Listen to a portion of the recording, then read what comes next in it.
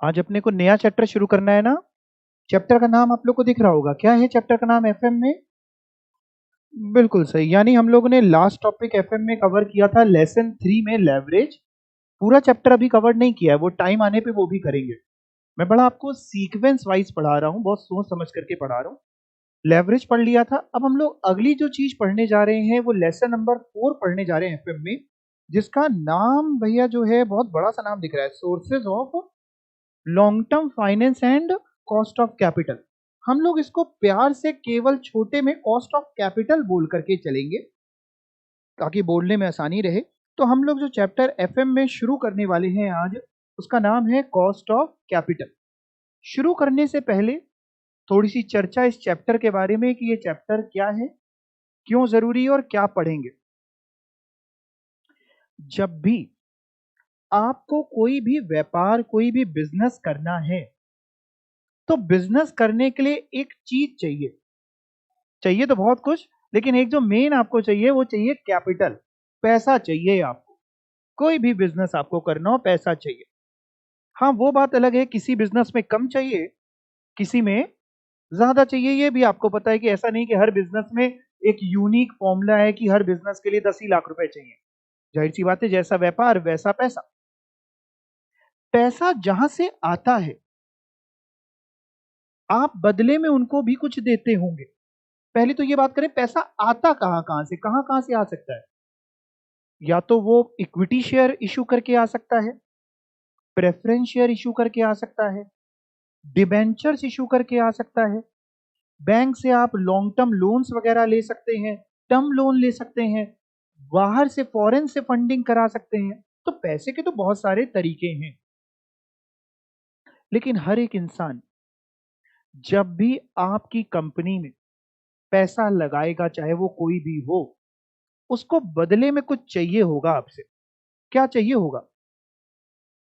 Return चाहिए होगा उसको बदले में आपसे। मान लीजिए आप बैंक है, बैंक से लोन लेने के लिए बैंक वाला बदले में आपसे कुछ लेगा कि नहीं लेगा? जाहिर सी बात है, ब्याज लेगा, वो उसके लिए इनकम है। उसके लिए इनकम है, लेकिन आपके लिए खर्चा है। इस दुनिया में हमेशा याद रखना, आमतौर पे कोई फिगर, कोई भी चीज अगर किसी एक के लिए इनकम होती है तो किसी दूसरे के लिए खर्चा होता है। सहमत है इस बात से? आप बैंक को ब्याज पे करेंगे, आप मान लीजिए आप कंपनी है, थोड़ी देर के लिए मान लेते हैं, आप बैंक को ब्याज पे करेंगे। बैंक की तो इनकम है, लेकिन आपके लिए खर्चा है, आपके लिए कॉस्ट है। कॉस्ट है कि नहीं है? बिल्कुल है। लेवरेज में आपने देखा भी था कि इस तरीके की कॉस्ट को हम लोग कौन से लेवरेज में डील करते थे? Financial leverage, fix financial cost बोलते थे। तो चाहे आप डिबेंचर्स इशू कर दें, ब्याज देना है, चाहे आप लोन ले लें, ब्याज देना है, चाहे आप प्रेफरेंस शेयर्स इशू कर दें, ब्याज तो नहीं देना उनको, इंटरेस्ट तो नहीं देना, लेकिन डिविडेंड देना है। और आमतौर पे प्रेफरेंस शेयर्स का भी डिविडेंड का रेट फिक्स्ड होता है, देना है। यानी आपको देना तो पड़ेगा, ये आपकी कॉस्टिंग है। बात आती है इक्विटी शेयर्स की। छोटे से आपने पढ़ा इक्विटी शेयर्स के बारे में, अभी भी आप पढ़ रहे हैं, कंपनी लॉ के आप जानकार हैं कि इक्विटी में आप पढ़ते हैं कि अगर प्रॉफिट हो तो दें और प्रॉफिट नहीं है तो ना दें। ये आप पढ़ते हैं, बिल्कुल सही पढ़ते हैं, लॉ यही है। लेकिन जरा प्रैक्टिकल एस्पेक्ट से सोच करके देखिए 2 सेकेंड। सपोज करिए आप कंपनी नहीं है, आप एक इंडिविजुअल हैं, आपके पास जेब में 1 लाख रुपए रखे हैं। आपको कहीं पे वो 1 लाख रुपए इन्वेस्ट करने हैं, कहीं पे लगाने हैं। एक ऑप्शन आपके पास है कि आप 1 लाख रुपए की बैंक में एफडी करा दे, 5-6% जो भी बैंक का एफडी का रेट चल रहा है वो ब्याज मिल जाएगा। एक ऑप्शन है किसी कंपनी के डिबेंचर्स खरीद लें, एक ऑप्शन है प्रेफरेंस शेयर खरीद लें, और एक ऑप्शन है या फिर इक्विटी शेयर्स खरीद लें। इन सब में कुछ एक करना है। जरा एज अ इन्वेस्टर सोचिए, आपका अपना पैसा है, सबसे ज्यादा रिस्क काहे में है? इक्विटी में है। आप जानते हैं इक्विटी में रिस्क ज्यादा है। अगर मान लीजिए आप किसी कंपनी का इक्विटी शेयर खरीद रहे हैं उस 1 लाख रुपए से, यानी आपने कहा प्रेफरेंस शेयर नहीं ले रहे, हम मान लीजिए बैंक में एफडी नहीं करा रहे, डिबेंचर नहीं खरीद रहे, इक्विटी खरीद लेते हैं। आपको पता है, हर एक शेयर होल्डर जानता है कि भैया रिस्की हम इन्वेस्टमेंट करने जा रहे हैं, रिस्क ज्यादा है। तो बदले में आपकी कुछ रिटर्न की एक्सपेक्टेशन होगी कि नहीं होगी? कि आप कह देंगे हम इक्विटी में लगा रहे हैं, देना हो देना, नहीं देना हो तो हमें कुछ नहीं चाहिए, फ्री का पैसा है, भगवान की दया से बहुत है। ऐसा तो नहीं है। बदले में आपकी एक्सपेक्टेशन होगी, जरूर होगी। बल्कि बाकी चीजों में जितना रिटर्न मिलता है उससे ज्यादा होगी। अगर बैंक की एफडी में 5-6% मिल रहा है तो कहीं ना कहीं शेयर होल्डर की एक्सपेक्टेशन होती, इच्छा होती है कि यार इस कंपनी में लगा रहे हैं, ये कंपनी हमको 10-12-15% कमा करके दे। इच्छा होगी कि नहीं होगी? होगी। अब जरा एक और सिनेरियो लेते हैं।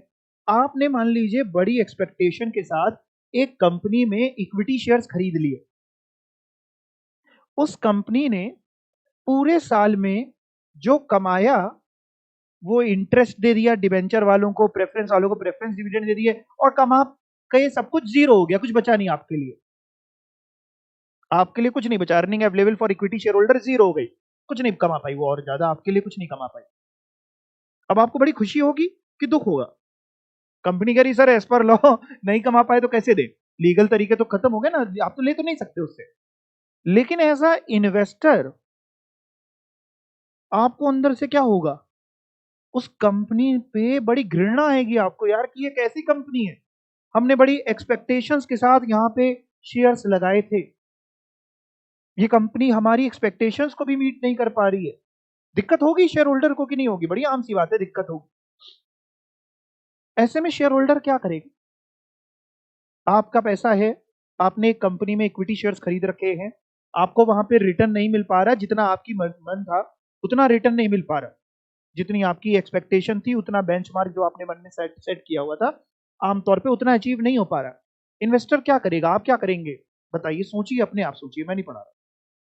बिल्कुल सही आपने बोला कि आप क्या करेंगे, आप उस कंपनी के इक्विटी शेयर्स सेल कर देंगे, बेच देंगे, और किसी दूसरी कंपनी के इक्विटी शेयर खरीद लेंगे जो अच्छा परफॉर्म कर रही होगी। जाहिर सी बात है, आपका पैसा है, खून पसीने से कमाया हुआ पैसा है। अब जरा समझिए ऐसे में होगा क्या। आप जब उस कंपनी के शेयर्स बेचेंगे तो केवल आप ही तो नहीं बेच रहे होंगे, ज्यादातर इक्विटी शेयर होल्डर जो हैं वो खुश नहीं होंगे और बेच रहे होंगे।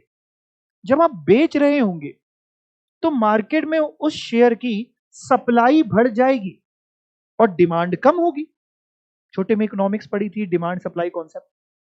मार्केट में उस शेयर की सप्लाई बढ़ जाएगी, डिमांड कम होगी, तो पता है उस शेयर का जो मार्केट में प्राइस चल रहा होगा वो क्या होना शुरू हो जाएगा? कम होना शुरू हो जाएगा। क्या कोई भी कंपनी ये चाहेगी कि उसकी मार्केट वैल्यू कम हो जाए? नहीं चाहेगी। जाहिर सी बात है, आप कोई भी कंपनी मार्केट में उसका शेयर का दाम कम हो वो नहीं चाहेगी। वैल्यू कम होती जाएगी और तब भी नहीं परफॉर्म करती गई तो एक दिन ऐसा आएगा कि लोग खरीदेंगे ही नहीं। कौन खरीदेगा बैठकर? अल्टीमेटली कंपनी आपको लिक्विडेट करनी पड़ेगी, वाइंड अप करनी पड़ेगी, बंद करनी पड़ेगी। मतलब मैंने आपको ये समझाया शुरुआत में कि भैया लीगल तो लॉ तो ये कहता है कि अगर नहीं हुआ तो मत नहीं बांटो, कोई दिक्कत नहीं। कंपनीज लॉ तो कह रहा है कि इक्विटी शेयर होल्डर वो होता है जो रिस्क भी बियर करता है और रिवॉर्ड भी लेता है। ज्यादा कमाया तो भी उसका, कम कमाया तो भी उसका, बिल्कुल सही है, नहीं कमाया तो नहीं है। बट अगर मैं आपको प्रैक्टिकल सिनेरियो सिखाने की कोशिश करूं तो आप बिल्कुल मेरी बात से सहमत हैं कि अगर यहां पे आप एक्सपेक्टेशन मेट आउट नहीं कर पाए शेयर होल्डर की, इन्वेस्टर की एक्सपेक्टेशन को आपने मीट नहीं किया कंपनी ने, तो वो इन्वेस्टर आपके पास नहीं रुकेगा। उसके पास आज की तारीख में ढेरों ऑप्शन है इन्वेस्टमेंट करने के लिए। वो यहां से निकल के कहीं और कंपनी में लगा देगा, नहीं तो कुछ और, कहीं सोना खरीद के गोल्ड खरीद लेगा, गोल्ड बॉन्ड्स खरीद लेगा, किसी और कंपनी के डिबेंचर खरीद लेगा, बैंक में एफडी करा देगा, बहुत सारे तरीके हैं। और जैसे ही आपके पास से फंडिंग अगर कम हो गई, या मान लो एक और सिनेरियो लीजिए, आज तो चलिए आपने इक्विटी शेयर इशू करके लोगों से पैसा ले लिया, कल को आपको अपना बिजनेस और एक्सपेंड करना है, आपकी कंपनी, आपको बिजनेस और बढ़ाना है, आपको एक और यूनिट डालनी है, आपने दोबारा नए इक्विटी शेयर्स इशू कर रहे हैं, क्या लोग मार्केट में सब्सक्राइब करेंगे, खरीदेंगे? नहीं खरीदेंगे, कहेंगे बड़ी घटिया कंपनी, इसकी मत खरीदना।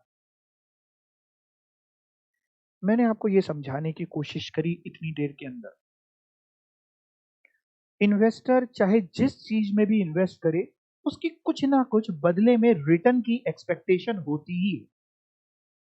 हाँ, कुछ चीजों में कम होती है कि डिबेंचर में लगाने चलो इतना मिल जाए, प्रेफरेंस में लगा रहे चलो इतना डिविडेंड मिल जाए, इक्विटी में लगा रहे रिस्क ज्यादा ले रहे हैं थोड़ा ज्यादा मिल जाए। एक्सपेक्टेशन कम ज्यादा होती है, लेकिन एक्सपेक्टेशन होती तो जरूर है। अगर कोई आपसे ये कहे कि इक्विटी वालों की कोई एक्सपेक्टेशन नहीं होती, तो बिल्कुल गलत कह रहा है। इक्विटी वालों की तो सबसे ज्यादा एक्सपेक्टेशन होती है, क्योंकि वो सबसे ज्यादा रिस्क बियर कर रहे हैं। जो उनकी एक्सपेक्टेशंस हैं, उनके लिए रिटर्न है, उनके लिए इनकम है, इन्वेस्टर के लिए वो है कंपनी के लिए cost, cost of capital, capital लाने की कॉस्ट। डिवेंचर लाए, ब्याज जाएगा, कॉस्ट। प्रेफरेंस शेयर लाए, प्रेफरेंस का डिविडेंड जाएगा, कॉस्ट। बैंक से लोन लाए, ब्याज जाएगा, कॉस्ट। इक्विटी शेयर लाए, डिविडेंड देना पड़ेगा, अर्निंग कमानी पड़ेगी, कॉस्ट।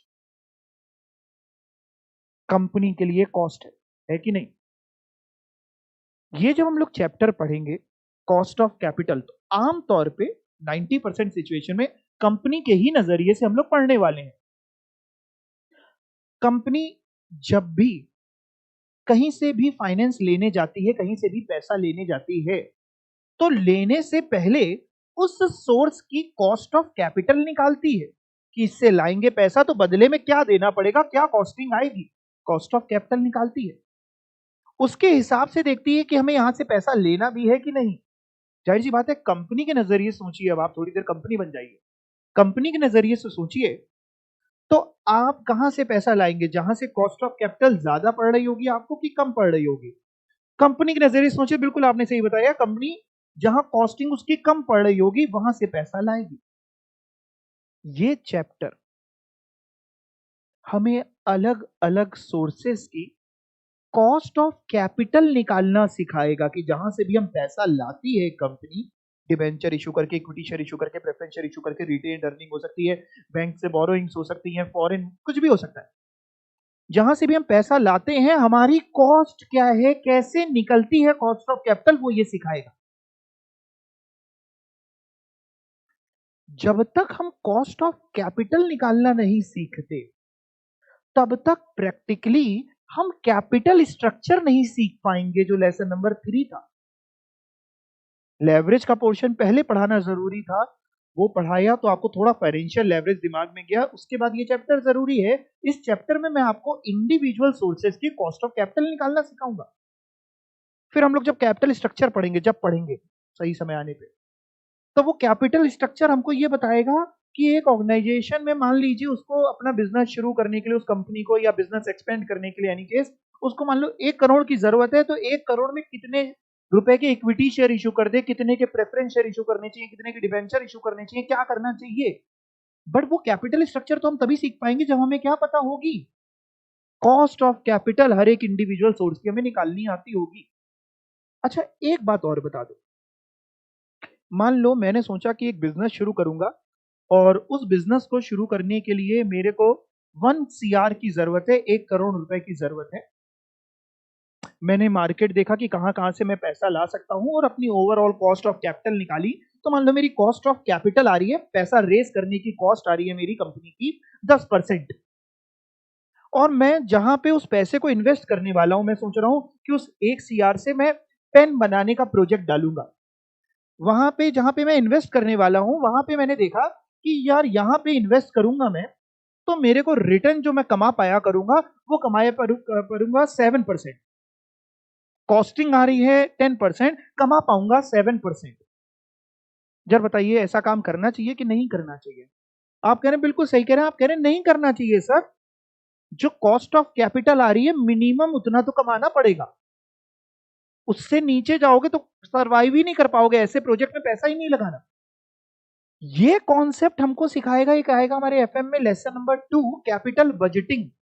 कैपिटल बजटिंग हमको सिखाएगा कि हमें किस प्रोजेक्ट में इन्वेस्टमेंट करनी चाहिए। बट वो इन्वेस्टमेंट हम तभी सीख पाएंगे जब हमें ये पता होगा कि जहां से पैसा लाते हैं उसकी कॉस्ट कैसे निकलती है, क्योंकि कॉस्ट से ही तो कंपेयर करेंगे कि कॉस्टिंग इतनी आ रही है, इन्वेस्टमेंट करेंगे तो रिटर्न कितना है, तब तो डिसीजन ले पाएंगे इन्वेस्टमेंट करना चाहिए कि नहीं करना चाहिए। मैंने मजाक मजाक में यहाँ पे 3 चैप्टर बोल डाले, एक जो पढ़ाने जा रहा हूं कॉस्ट ऑफ कैपिटल, एक कैपिटल स्ट्रक्चर, और एक capital budgeting. Cost of capital का मतलब हुआ जहां जहां से पैसा ला रहे हैं उसकी कॉस्टिंग क्या है। कैपिटल स्ट्रक्चर का मतलब हुआ कि हमें अगर 1 करोड़ रुपए की जरूरत है, तो 1 करोड़ पूरे क्या इक्विटी शेयर इशू करके पैसा ले आए, पूरा डेट से ले आए, पूरा प्रेफरेंस से ले आए, कॉम्बिनेशन ले आए, क्या होना चाहिए, कैपिटल स्ट्रक्चर क्या होना चाहिए हमारा, बैलेंस शीट का जो लाइबिलिटी वाला साइड होता है लॉन्ग टर्म कैपिटल स्ट्रक्चर, वो क्या होना चाहिए, वो कैपिटल स्ट्रक्चर सिखा देगा। फिर उस पैसे को किस प्रोजेक्ट में इन्वेस्ट करें, जाहिर सी बात है उस प्रोजेक्ट में इन्वेस्ट करें जहां पे जितनी कॉस्ट ऑफ कैपिटल आ रही है कम से कम उतना तो कमा पाए, बल्कि उससे ज्यादा ही कमा पाए। हम कह रहे हैं नहीं उतना, उससे ज्यादा तो उतना तो कमा पाओ। अगर उससे भी कम कमा रहे हो तो ऐसा बिजनेस करने का फायदा ही क्या है। ये पूरा जो जो भी इवेल्युएशन हम लोग सीख रहे हैं, जो भी एस्टिमेशन सीख रहे हैं, ये सब एक इंसान व्यापार स्टार्ट करने के बाद करता होगा सभी कुछ, कि पहले होता होगा। पहले होता होगा। फाइनेंशियल मैनेजमेंट का मतलब ही यही, आप मैनेज कर रहे हैं, पहले भी होता है और शुरू होने के बाद भी आप करते रहते हैं। लॉन्ग टर्म प्रोसीजर है ये। दिमाग में चली गई बात? अच्छा, इतनी बातें अगर दिमाग में गई तो एक क्वेश्चन पूछता हूं। अगर कोई आपसे कहे कि इक्विटी शेयर्स इशू करके पैसा लाने से कॉस्ट ऑफ कैपिटल नहीं आती, जीरो होती है cost of capital equity share holder के लिए, मतलब कंपनी के पॉइंट ऑफ व्यू से कंपनी अगर इक्विटी शेयर से पैसा लाती है तो कंपनी की कॉस्ट ऑफ कैपिटल जीरो होती है, सही कह रहा है कि गलत कह रहा है? गलत कह रहा है, बिल्कुल गलत कह रहा है। क्योंकि हम थियोटिकली तो नहीं चल सकते, व्यापार केवल थियोटिकली तो नहीं हो सकता। वो ये तो नहीं कह सकता कि भाई ठीक है हमें देना नहीं होता, मर्जी हमारी, बट आपने प्रैक्टिकली देखा नहीं, कॉस्टिंग आएगी, आएगी, बिल्कुल आएगी, सभी चीजों की आएगी। हम लोग सभी चीजों की कॉस्टिंग पढ़ेंगे। जब हम सारी चीजों की कॉस्टिंग पढ़ लेंगे तब यही चैप्टर हमको weighted average cost of capital निकालना भी सिखाएगा। Weighted average cost of capital, WACC। Sir ये क्या होगा? मान लीजिए मैंने सोचा कि मैं इक्विटी शेयर से थोड़ा पैसा लेके आऊंगा, मैंने इक्विटी शेयर की कॉस्ट ऑफ कैपिटल निकाल ली, मान लो 16% आई, ऐसे ही बोल दिया एग्जाम्पल है। मैंने सोचा थोड़ा सा पैसा मैं डिबेंचर से लेके आऊंगा, उसकी कॉस्ट ऑफ कैपिटल निकाली, 7% आई। मैंने कहा थोड़ा पैसा मैं प्रेफरेंस शेयर से लेके आऊंगा, उसकी कॉस्ट ऑफ कैपिटल 12% आई। ये तो अलग अलग हो गई। अब मैंने कहा यार ऑन एन एवरेज कितनी कॉस्ट हुई मेरी, थोड़ा इससे लाया, थोड़ा इससे लाया, थोड़ा इससे लाया, मेरे को मैं पूरा पैसा जो है तीनों से जो लाया वो इस पेन में लगाने वाला हूं, पेन के बिजनेस में लगाने वाला हूं। अब मैं कह रहा हूं यार ये तो बताओ कि ये 3 रेट की जगह एक बताओ वेटेड एवरेज, जो बचपन में एवरेज करते थे वैसे ही एवरेज करना सिखाऊंगा। तो पता चला इन तीनों का जब हमने वेटेड एवरेज निकाला तो आया 14% फॉर एग्जाम्पल। तो यानी 14% हुई weighted average cost of capital. Overall cost of capital मेरी जो सारे सोर्सेज की मेरे को पड़ रही है वो 14%। फिर जब मैं कैपिटल बजटिंग वाले चैप्टर में जाऊंगा, जो लेसन नंबर 2 में जाऊंगा जब आपको, तो वहां सिखाऊंगा कि भैया 14% को यूज करके मैं ये इवेलुएट करूंगा कि मेरे को पेन का व्यापार करना भी चाहिए कि नहीं, मैं 14% तक या उससे ज्यादा कमा पाऊंगा कि नहीं, मिनिमम 14% कमा पाऊंगा कि नहीं। कॉस्ट ऑफ कैपिटल चैप्टर में हम लोग इंडिविजुअल सोर्सेस की कॉस्ट ऑफ कैपिटल पहले सीखेंगे। सबसे पहले जब इंडिविजुअल सोर्सेस की सीख लेंगे तो हम लोग ओवरऑल कॉस्ट ऑफ कैपिटल भी सीखेंगे। Weighted average cost of capital जब आएगा तो फिर से एक बार सारी चीजें समझाऊंगा। यहां तक समझ में आया? बट चैप्टर का नाम केवल कॉस्ट ऑफ कैपिटल तो है नहीं, ये तो हम लोग सिर्फ प्यार से बोल रहे हैं। चैप्टर का नाम और भी है, लिखा है sources of long term finance. कहां से लॉन्ग टर्म पैसा आ सकता है, उसके सोर्सेज भी ये बताएगा, जो मोटा मोटा मैंने सब बोल डाले। Equity share, preference shares, retained earning, debenture, सभी सबका मतलब समझा दूंगा। बाकी सबका पता है, हो सकता है रिटेन्ड अर्निंग का ना पता हो, भी आएगा तो समझाऊंगा। यहां से पैसा ला सकते हैं वो सीखने वाले। शुरू किया जाए, चलिए शुरू करते हैं बहुत ध्यान से। Sources of long term finance and cost of capital, lesson number 4। आओ पढ़ें।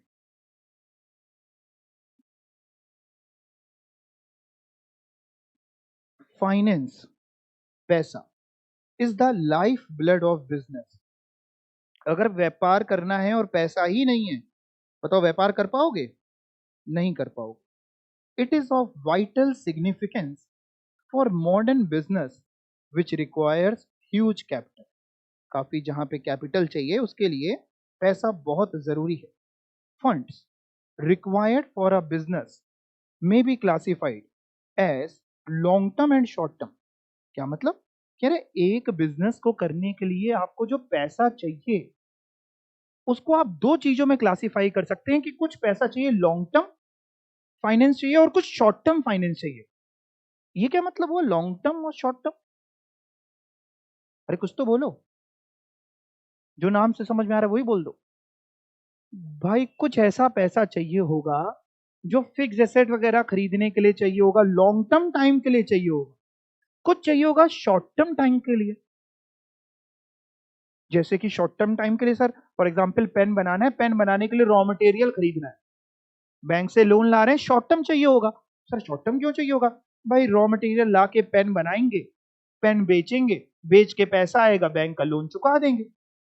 जाहिर सी बात है, एक व्यापार में दोनों तरीके की कैपिटल होती हैं। अगर आपने कभी किसी की बैलेंस शीट देखी हो, देखी ही होगी, देखिए, हाँ तो बोलो।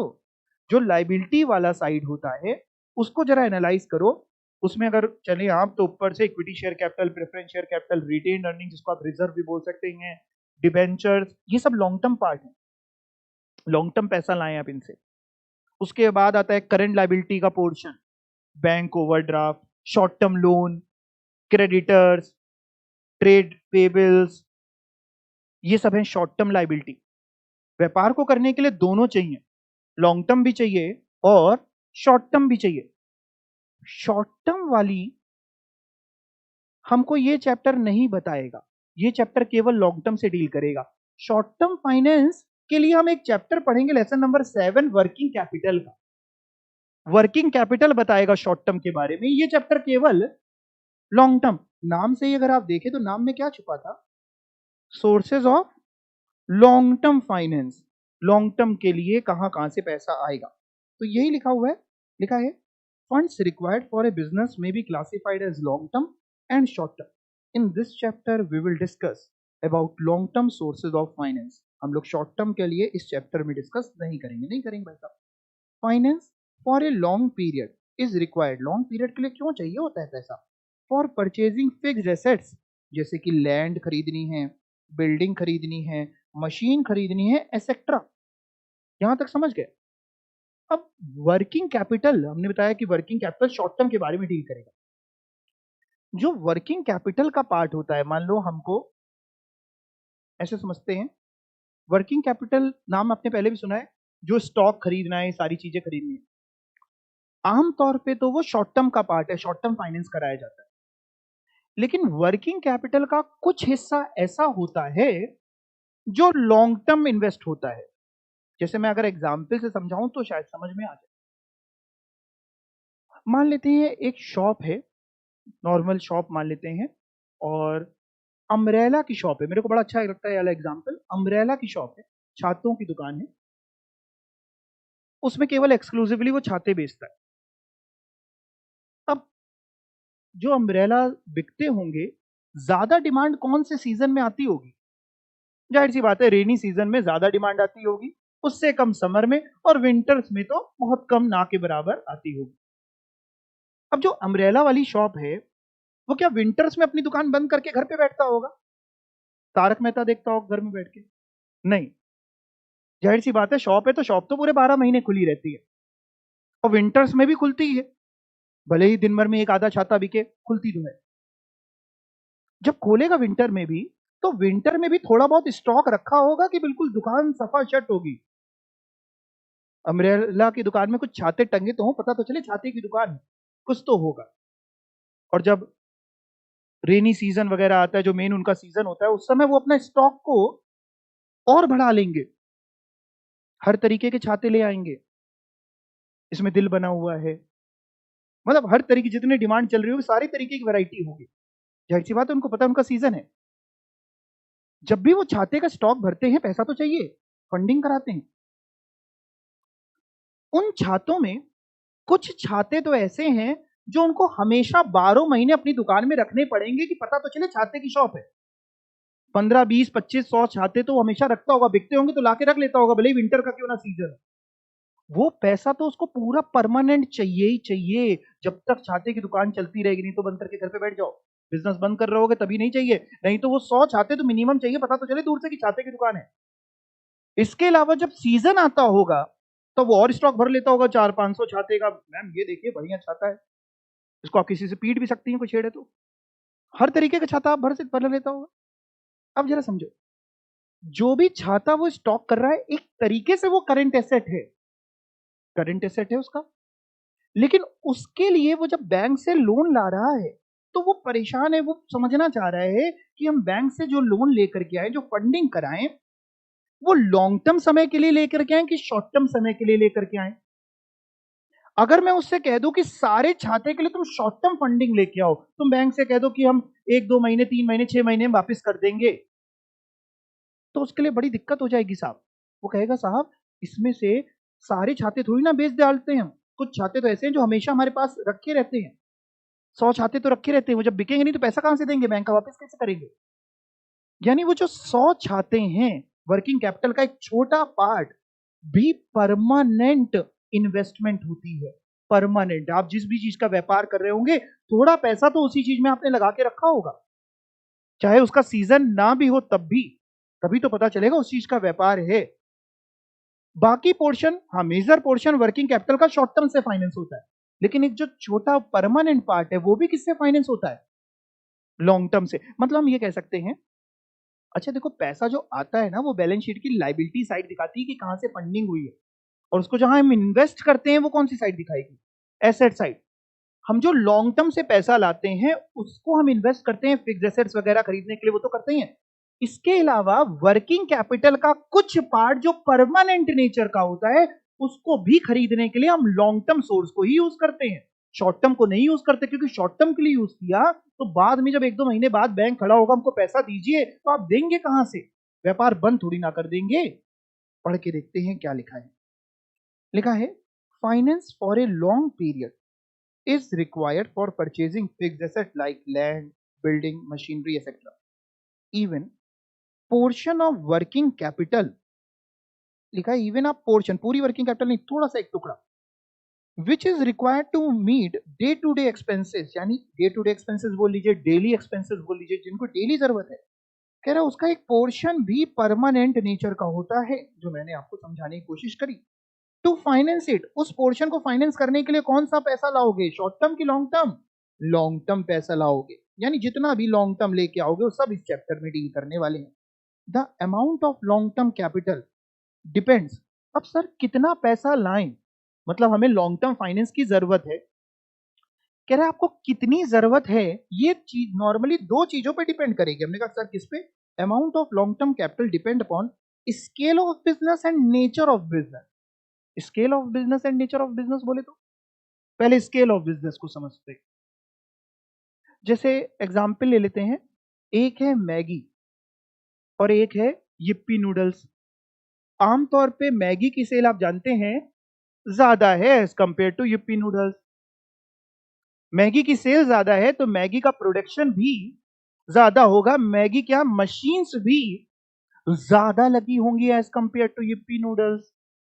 होगी कि नहीं? होगी।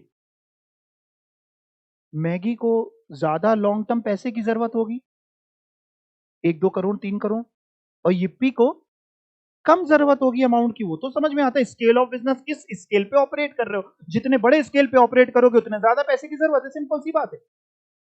एक चीज और भी लिखी है यहां पे, नेचर ऑफ बिजनेस, किस तरीके का व्यापार है। मान लो एक मैन्युफैक्चरिंग कंपनी है और एक ट्रेडिंग कंपनी है। ट्रेडिंग समझते हैं ना, सामान खरीदता है मार्केट से और बेचता है, और मैन्युफैक्चरिंग तो आप समझ ही गए। आमतौर पे किसको ज्यादा, नॉर्मली किसको ज्यादा अमाउंट की जरूरत होती, किसको ज्यादा पैसा चाहिए? मैन्युफैक्चरिंग जिस तरीके का है। या फिर मान लीजिए एक और एग्जांपल ले लें, एक सर्विस इंडस्ट्री है। मान लीजिए एक डॉक्टर साहब की क्लिनिक है, उनको थोड़ी बहुत तो इन्वेस्टमेंट चाहिए, लेकिन बहुत ज्यादा एज कंपेयर टू मैन्युफैक्चरिंग वाले के मुकाबले तो नहीं चाहिए ना, वो कुछ बेच तो रहे नहीं, वो तो सिर्फ अपनी सर्विसेज प्रोवाइड कर रहे हैं। तो कह रहा है कितना पैसा चाहिए, ये नॉर्मली डिपेंड करता है कि किस स्केल पे ऑपरेट कर रहे हो और बिजनेस का नेचर क्या है आपका। जैसा स्केल जैसा नेचर वैसा अमाउंट चाहिए होगा। ठीक है जी। क्या क्या फीचर्स होते हैं लॉन्ग टर्म फाइनेंस के? It involves financing for fixed capital required for investment in fixed asset. It is obtained from capital market. Long term sources of finance का लॉन्ग टर्म इंपैक्ट होता है। Long term sources of finance का business में कैसा impact होगा? जाहिर सी बात है, लॉन्ग टर्म तो बड़ा सोच समझ के लाओ, कहां से ला रहे हो। जनरली लॉन्ग टर्म पैसा क्यों यूज करते हैं हम लोग, कहां यूज करते हैं? Generally used for financing big project, बड़े प्रोजेक्ट्स के लिए, एक्सपेंशन प्लान्स के लिए। एक्सपेंशन प्लान क्या हुआ? आप अपने व्यापार को एक्सपेंड करना चाह रहे हो, बढ़ाना चाह रहे हो, एक और यूनिट लगाना चाह रहे हो, प्रोडक्शन बढ़ाना चाह रहे हो, एक और मशीन लाना चाह रहे हो एक्सपेंशन के लिए, इंक्रीजिंग प्रोडक्शन, फंडिंग ऑपरेशंस, आमतौर पे कह रहे हैं इन सब के लिए अपने को लॉन्ग टर्म फाइनेंस की जरूरत होती है। लॉन्ग टर्म फाइनेंस की मीनिंग और पर्पस मोटा मोटा तो समझ में आ गया, लेकिन देखते हैं इंस्टीट्यूट क्या बता रहा है। A business require funds to purchase fixed assets like land, building, plant, machinery, furniture, etc. These assets may be regarded as foundation of a business. यही एक बेस है। The capital required for these assets is called, क्या बोलते हैं इस capital को? Fixed capital. A part of the working capital, ऊपर भी पढ़ा था ना एक पोर्शन वर्किंग कैपिटल का, कौन से नेचर का होता है? परमानेंट। वही लिखा है, a part of the working capital, एक पार्ट, एक हिस्सा वर्किंग कैपिटल का, is also permanent nature. Funds required for this part of working capital is and for fixed capital, इस पार्ट के लिए वर्किंग कैपिटल और जो फिक्स कैपिटल, उस दोनों के लिए कौन सा पैसा चाहिए? Long term finance. ये तो हो गया साहब लॉन्ग टर्म फाइनेंस का मीनिंग। पर्पस क्या है? चलो भाई देखें पर्पस।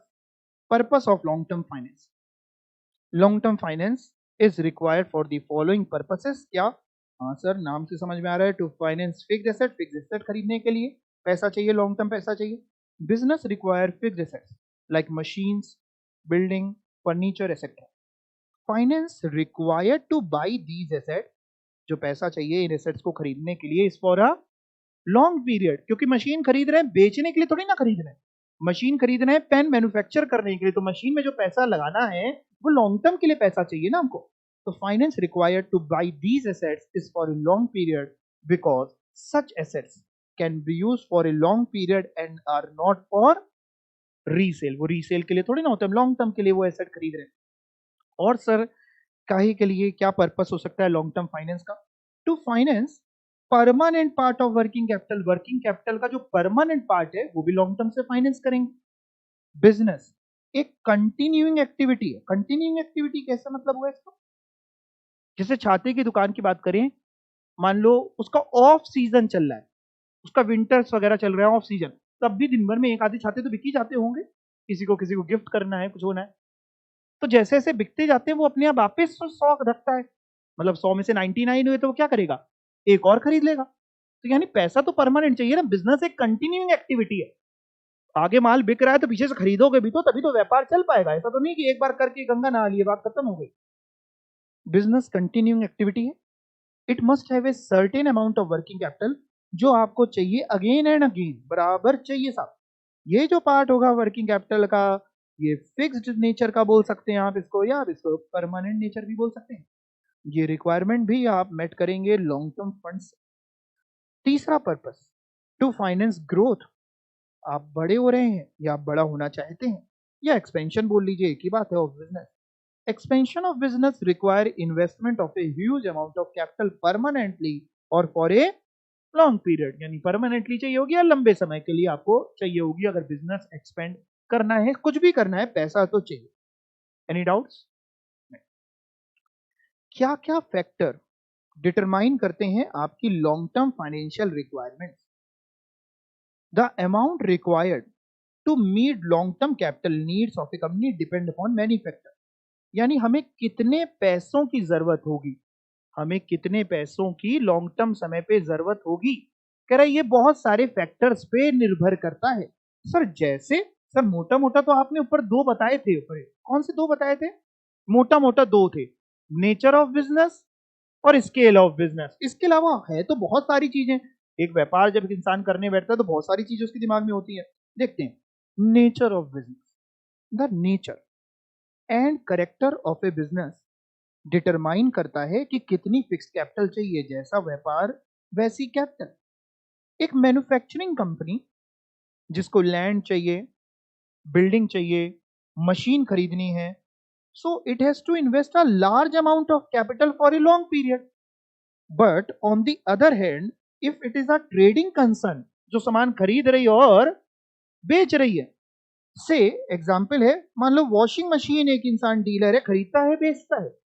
अब जरा समझो, मान लो दो एग्जाम्पल लेते हैं, एक है वॉशिंग मशीन का मैन्युफैक्चरर और एक है वॉशिंग मशीन का dealer, trader.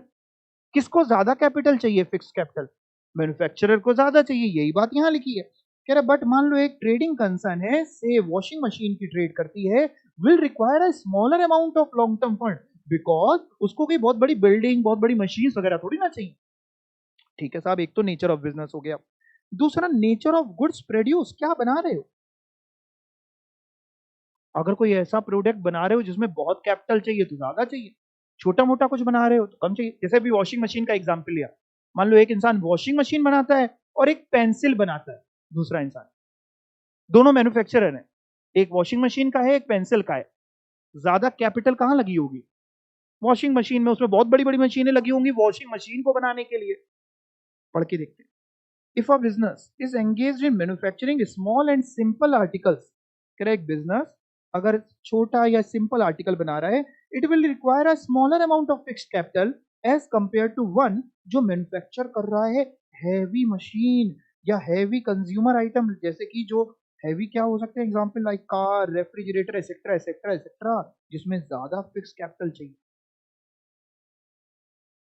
Use of technology, जितनी ज्यादा डिटेल्ड टेक्नोलॉजी, लेटेस्ट टेक्नोलॉजी पे जाओगे, खर्चे बढ़ेंगे कि कम होंगे, बढ़ेंगे, जाहिर सी बात है। बड़ा छोटा सा एग्जांपल ले लीजिए, आज की तारीख में मान लीजिए आपको मार्केट से कोई कंप्यूटर ही परचेज करना है, लैपटॉप डेस्कटॉप परचेज करना है, अब आप देख सकते हैं भाई 15-20 हजार से शुरू होकर 3-4 लाख 18-20 लाख तक के भी लैपटॉप आते हैं। जैसी लेटेस्ट टेक्नोलॉजी आपको चाहिए, स्पीड जितनी चाहिए, आप पैसा फेंकते जाइए, स्पीड मिलती जाएगी। सेम चीज है। अब आपका जो व्यापार है, अगर उस पर टेक्नोलॉजी पे बहुत ज्यादा निर्भर है, अमाउंट ज्यादा चाहिए। जैसे बहुत सारी कंपनीज होती हैं, आईटी कंपनी वगैरह, जो सॉफ्टवेयर डेवलप कर रही हैं, ये सब कर रही हैं, आमतौर पे उनके जो भी उनके यहाँ सिस्टम्स यूज हो रहे हैं, कंप्यूटर वगैरह यूज हो रहे हैं, वो बड़ी जल्दी, या जो एमएनसीज वगैरह है, भाई आप कोई लैपटॉप यूज कर रहे हैं पुराने कॉन्फ़िगरेशन का, मार्केट में उससे लेटेस्ट कॉन्फ़िगरेशन का आ गया, अब आप समझिए बहुत सारी इंडस्ट्रीज उसको हटा देती, पुराने हटा के नए लाएंगी। रीजन मीन कि अगर मान लीजिए एम्प्लॉय को पुराने में वही एक्सेल की फाइल प्रोसेस करने में लग रहा है 5 मिनट और नए में लग रहा है 3 मिनट, तो वो तो अपनी कॉस्टिंग निकालनी ही ना, मैन आवर कम पड़ रहे हैं, कम मैन आवर में ज्यादा काम हो रहा है। टेक्नोलॉजी की तरफ भागेंगे, पैसा तो लगने ही वाला है, जाहिर सी बात है। जैसी इंडस्ट्री वैसा काम। In heavy industry like steel, बहुत अच्छा एग्जाम्पल लिया इन्होंने, जितनी भी ये स्टील वाली कंपनियां होती है ना, स्टील सरिया वगैरह, आयरन वगैरह, सरिया वगैरह, देखने में तो आपको सरिया है किसी भी कंपनी की देख लीजिए, लेकिन अगर अंदर जाएंगे जो बड़े प्लेयर्स हैं, वो क्यों बड़े हैं भाई, उनकी पूरी टीम लगी हुई है लेटेस्ट टेक्नोलॉजी में। जरा समझिए, जब सरिया बनती है, लोहा गलाया जाता है और सरिया बनती है, एक भी सरिया अगर खराब हो गई तो वो पूरा का पूरा लोहा वहां से हट के दोबारा, वेस्ट तो नहीं हुआ लेकिन पूरा गलेगा दोबारा, पूरा प्रोसेस होगा, पूरा प्रोसेस होके आएगा। वो एक चेन की जो कॉस्टिंग लग गई ना एक्स्ट्रा, आपका प्रॉफिट तो चला जाएगा ना।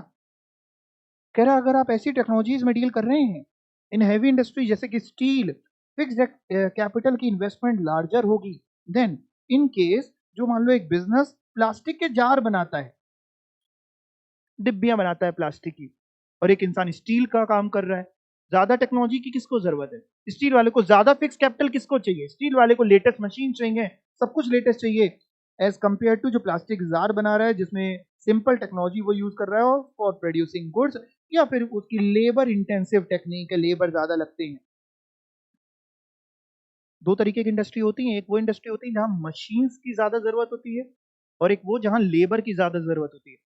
जिनके यहाँ मशीन्स की ज्यादा जरूरत होती है, उनके यहाँ लॉन्ग टर्म फंडिंग ज्यादा चाहिए उनको मशीन खरीदने के लिए, और जहां पे लेबर का ज्यादा काम है शॉर्ट टर्म वेजेस वगैरह देने के लिए।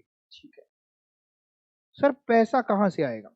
आओ बेटा, पैसा कहां से आएगा, दुनिया इसी के लिए परेशान है, लोग इसीलिए सुबह से शाम तक घर से निकलते हैं। देखते हैं पैसा कहां से आएगा। Sources of long term finance, two main sources of long term finance are as follow. Sir दो, हाँ, एक ओनरशिप कैपिटल ब्रॉडली, मालिकाना हक, और एक बोरोड कैपिटल। ओनरशिप कैपिटल में जैसे equity share capital, preference share capital, retain earning. Borrowed capital में जैसे डिबेंचर, टर्म लोन्स, अदर्स।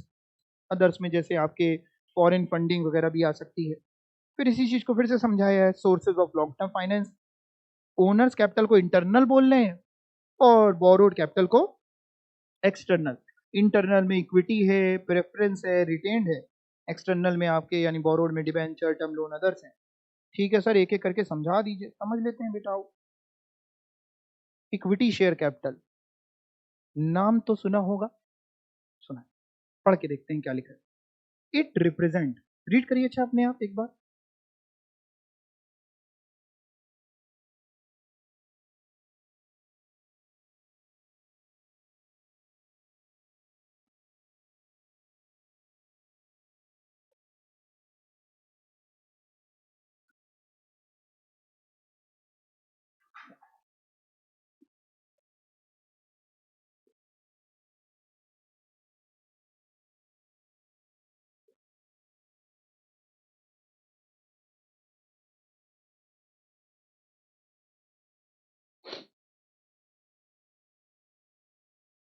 आमतौर पे मेन मालिक कंपनी के होते कौन है? इक्विटी वाले मेन मालिक होते हैं, देखते हैं। It represent investment made by owners of the business, they enjoy rewards and bears the risk. जाहिर सी बात है, जितनी ज्यादा रिस्क उतना ज्यादा रिवॉर्ड। रिवॉर्ड क्या होगा? जितना कंपनी ज्यादा कमाएगी उतना सब इक्विटी वालों को फायदा है, क्योंकि आमतौर पे डिबेंचर पे या लोन पे ब्याज भी फिक्स होता है और प्रेफरेंस शेयर पे प्रेफरेंस का डिविडेंड भी फिक्स होता है। जितना भी बच गया वो सब इक्विटी वालों का। दे आर पेड डिविडेंड, इनको सबसे पहले डिविडेंड मिल जाता है क्या बेटा? नहीं, सबसे बल्कि आखिरी मिलता है, यही लिखा है। They are paid dividend only after paying dividend to preference share holder. याद करिए, मैंने आपको लिखवाया भी था बड़ा लंबा सा। सेल में वेरिएबल कॉस्ट गई, कंट्रीब्यूशन आया, फिक्स कॉस्ट गई, ईबीआईटी आया, ईबीआईटी में इंटरेस्ट गया। पहले इंटरेस्ट जाता है, इसका मतलब आपने सीखा था। इससे आपने ये भी सीखा था कि पहले इंटरेस्ट जाता है, तो ईबीटी आया, फिर टैक्स गया, तो अच्छा फिर उसके बाद ईएटी आता है, फिर जाता है प्रेफरेंस का डिविडेंड। तब कुछ बचता है तो वो होता है earning available for equity share holder. तो they are paid dividend only after dividend to preference share holder and after, कह रहे उसके अलावा भी, and after meeting future investment needs of the organisation. मान लीजिए कंपनी ने सब कुछ देने के बाद, प्रेफरेंस का डिविडेंड देने के बाद भी earning available for equity share holder कमाया, 1 लाख रुपीज कमाया। अब क्या जरूरी है कि हम 1 लाख रुपए का पूरा डिविडेंड बांट दें?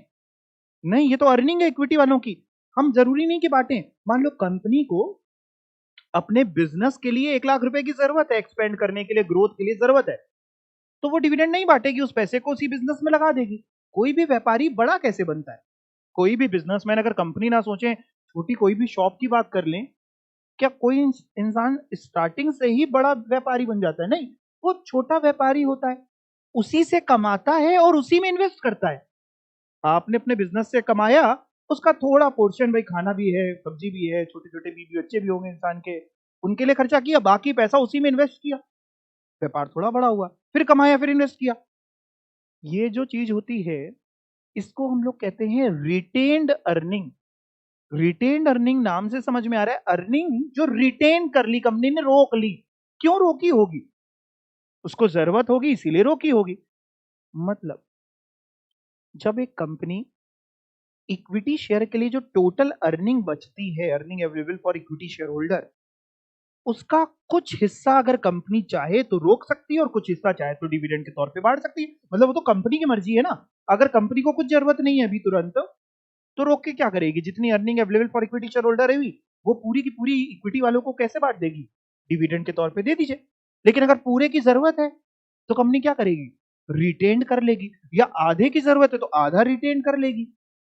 यहां तक समझ में आया? ये लाइन देखो क्या लिखी है कि भाई इनको डिविडेंड तब मिलता है इक्विटी वालों को, जब हम अपनी फ्यूचर की भी नीड्स देख लेते हैं कि भैया भविष्य में भी इतनी जरूरत है तो इतना और रोक लो, फिर कुछ बच रहा है तो इनको दे दो। प्रेफरेंस शेयर कैपिटल क्या होता है? इट रिप्रेजेंट इन्वेस्टमेंट जो प्रेफरेंस शेयर होल्डर्स ने करी है। प्रेफरेंस शेयर होल्डर, जैसा कि नाम आपको बता रहा है, एंजॉय करता है preference over payment of dividend. मतलब इनको सारे खर्चों से पहले डिविडेंड मिलता है क्या? नहीं, ये आपको पता है इक्विटी से पहले मिलता है, बचपन में भी आपने बहुत जगह पे पढ़ा है। Dividend paid on these shares is generally क्या होता है? आमतौर पे फिक्स रेट होता है। जैसे आप पढ़ते हैं 10% प्रेफरेंस शेयर कैपिटल, तो 10% is the dividend rate, right? Retained earning, retained earning अभी मैंने समझाया क्या पोर्शन होगा। रिटेन्ड अर्निंग का मतलब क्या होगा? बिल्कुल सही। जितनी कमाई ये कंपनी ने करी, उस कमाई में जो पोर्शन उसने रोक लिया वो है रिटेन्ड अर्निंग। पढ़ के देखते हैं।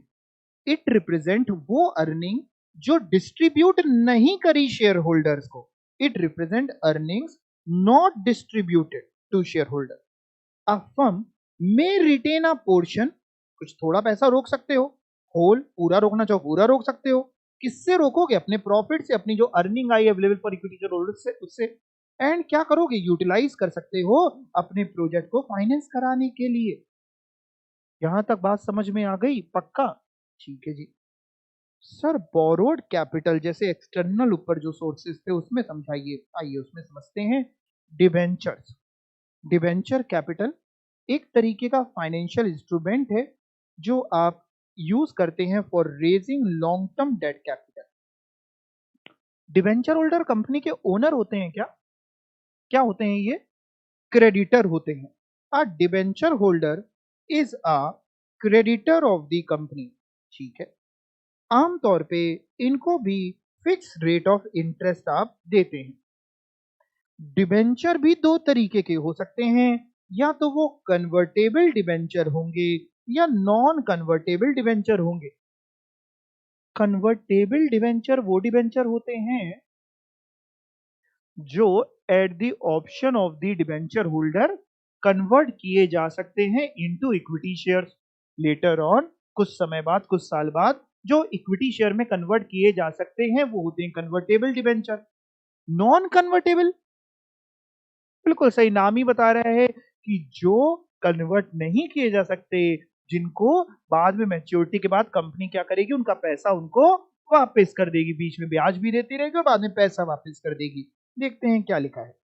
नॉन कन्वर्टेबल डिवेंचर कह रहे हैं एक तरीके से स्ट्रेट डेट इंस्ट्रूमेंट है, क्योंकि ये पैसा आप किसी को वापस कर रहे हैं, इसको आप इक्विटी में कहीं नहीं कन्वर्ट कर रहे। These are straight debt instrument जिसमें एक फिक्स रेट है, एक फिक्स मैच्योरिटी पीरियड है, से 5 to 9 ईयर्स एग्जाम्पल है। ठीक है। इफ इंटरेस्ट, अच्छा एक बात है ना, जो डिबेंचर वालों को ब्याज आप देते हैं वो डिपेंड करता है क्या कि आपका प्रॉफिट होगा तो देंगे, प्रॉफिट नहीं होगा तो नहीं देंगे, ऐसा होता है क्या? नहीं, वो तो आपको देना ही है, भले ही आपका प्रॉफिट हो या ना हो। तभी आपने अगर छोटे में एक वर्ड सुना हो कि इंटरेस्ट जो होता है, अगर सुना हो तो वो बिल्कुल सही, यानी सुन रखा है, आप बोल रहे हैं चार्ज अगेंस्ट प्रॉफिट होता है। और जो डिविडेंड वगैरह होता है इक्विटी वगैरह का, वो नॉर्मली एप्रोपिएशन ऑफ प्रॉफिट होता है, प्रॉफिट का एक हिस्सा होता है। लेकिन interest is a charge against profit, यानी अगर आपने पैसा नहीं कमाया तो भी उनको ब्याज चाहिए, भले ही उस साल नहीं चाहिए, अगले साल एक्यूमुलेट होकर के चाहिए, तब भी नहीं कमाया, क्या करना पड़ेगा? कमा ही नहीं पा रहे हो, ब्याज तो उनको चाहिए। फिक्स एसेट बेच के दीजिए, कुछ भी करके दीजिए, वो कह रहे हैं हमारा पैसा भी चाहिए टाइम पे और ब्याज भी चाहिए। वही मतलब है डिवेंचर का। पढ़ते हैं। कह रहा है इफ इंटरेस्ट इज एक्यूमुलेटेड, अगर इंटरेस्ट एक्यूमुलेट होता जा रहा है, बताओ एक्यूमुलेट कब होगा? जब आप दे नहीं पा रहे होगे तभी तो एक्यूमुलेट होगा, देते चले जाओगे तो काहे के लिए एक्यूमुलेट हो रहा है? अगर इंटरेस्ट एक्यूमुलेट हो रहा है तो ये आपको पे करना पड़ेगा अपने एसेट्स लिक्विडेट करके, एसेट्स को बेच करके। आमतौर पे डिबेंचर्स, नॉन कन्वर्टेबल डिबेंचर्स वगैरह एक सस्ता तरीका है पैसा रेस करने का, क्योंकि फॉर्मेलिटीज वगैरह कम होती हैं।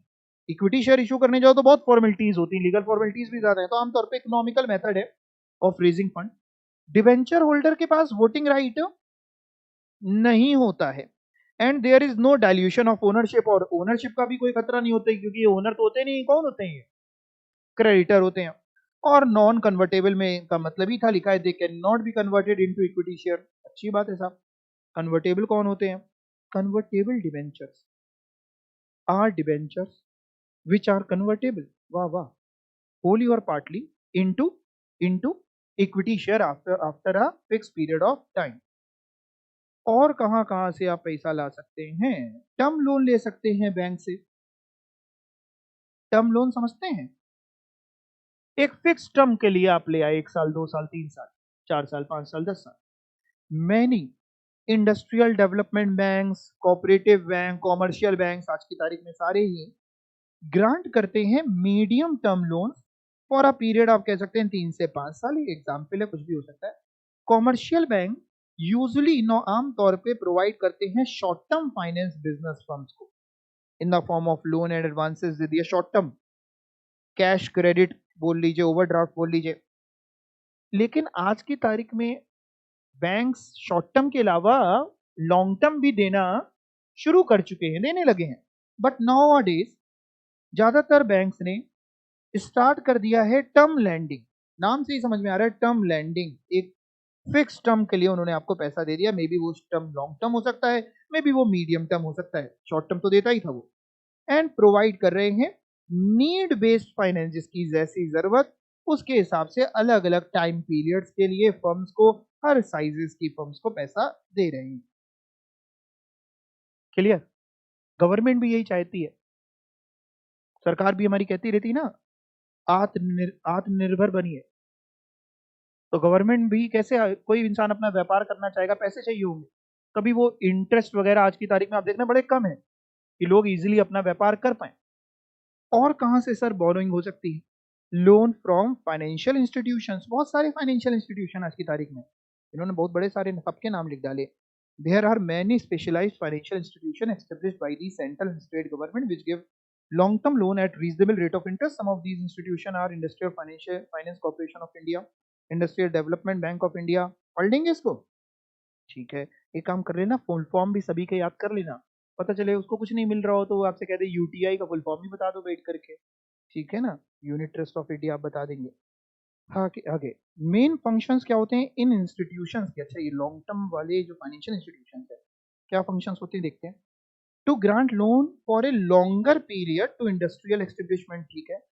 To help establishment of business unit, मदद करना कौन सी? That require large amount of funds, जिनको ज्यादा पैसों की जरूरत है। And have long gestation period. Gestation period समझते हैं?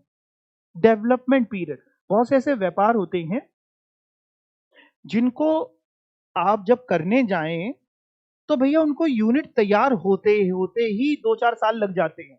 जैसे आपने सोचा आप पावर प्लांट लगाएंगे, बिजली बनाने का आप प्लांट लगाएंगे, अब ऐसा तो नहीं ना आपने सोचा और शुरू किया और 4 दिन बाद बिजली बनना शुरू हो गई। 2-4 साल पहले प्लांट बनेगा, तब प्रोडक्शन शुरू होगा, उसके बाद जब बिकेगा तब रेवेन्यू आएगा। तो भैया उतने समय के लिए भी हमें पैसा चाहिए, लॉन्ग जेस्टेशन पीरियड है, लॉन्ग डेवलपमेंट पीरियड है। कह रहे ये इंस्टीट्यूशंस मदद करते हैं, मदद मतलब फ्री में नहीं देते, ब्याज तो लेंगे ही। टू प्रोवाइड सपोर्ट, ताकि स्पीडी डेवलपमेंट हो पाए हमारी इकोनॉमी का।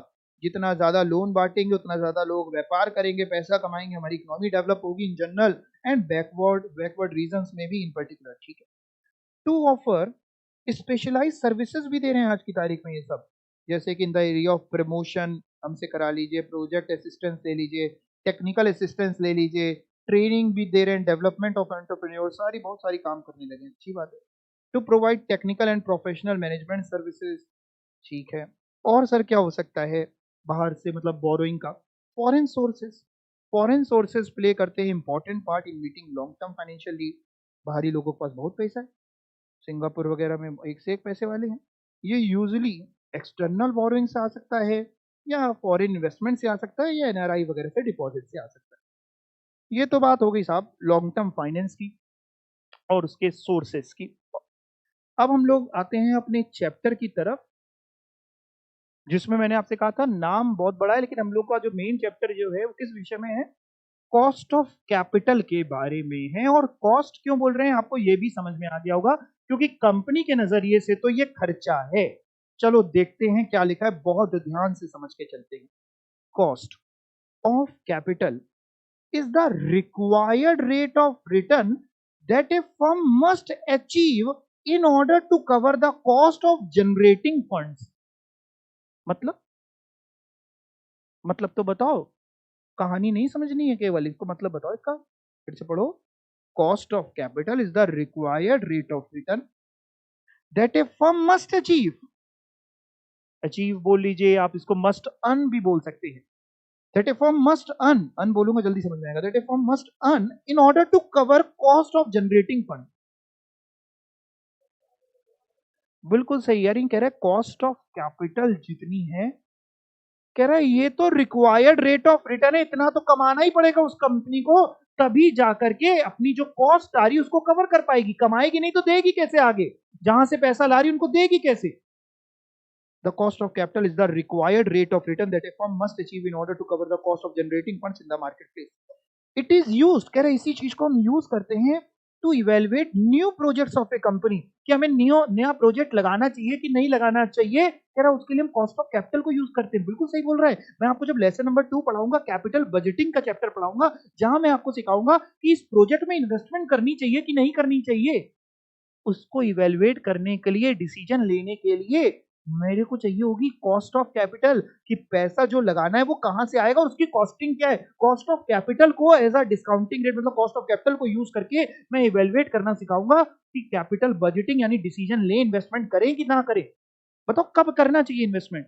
जब जहां इन्वेस्ट करने जा रहे हैं वहां पे रिटर्न ज्यादा हो as compare to cost of capital.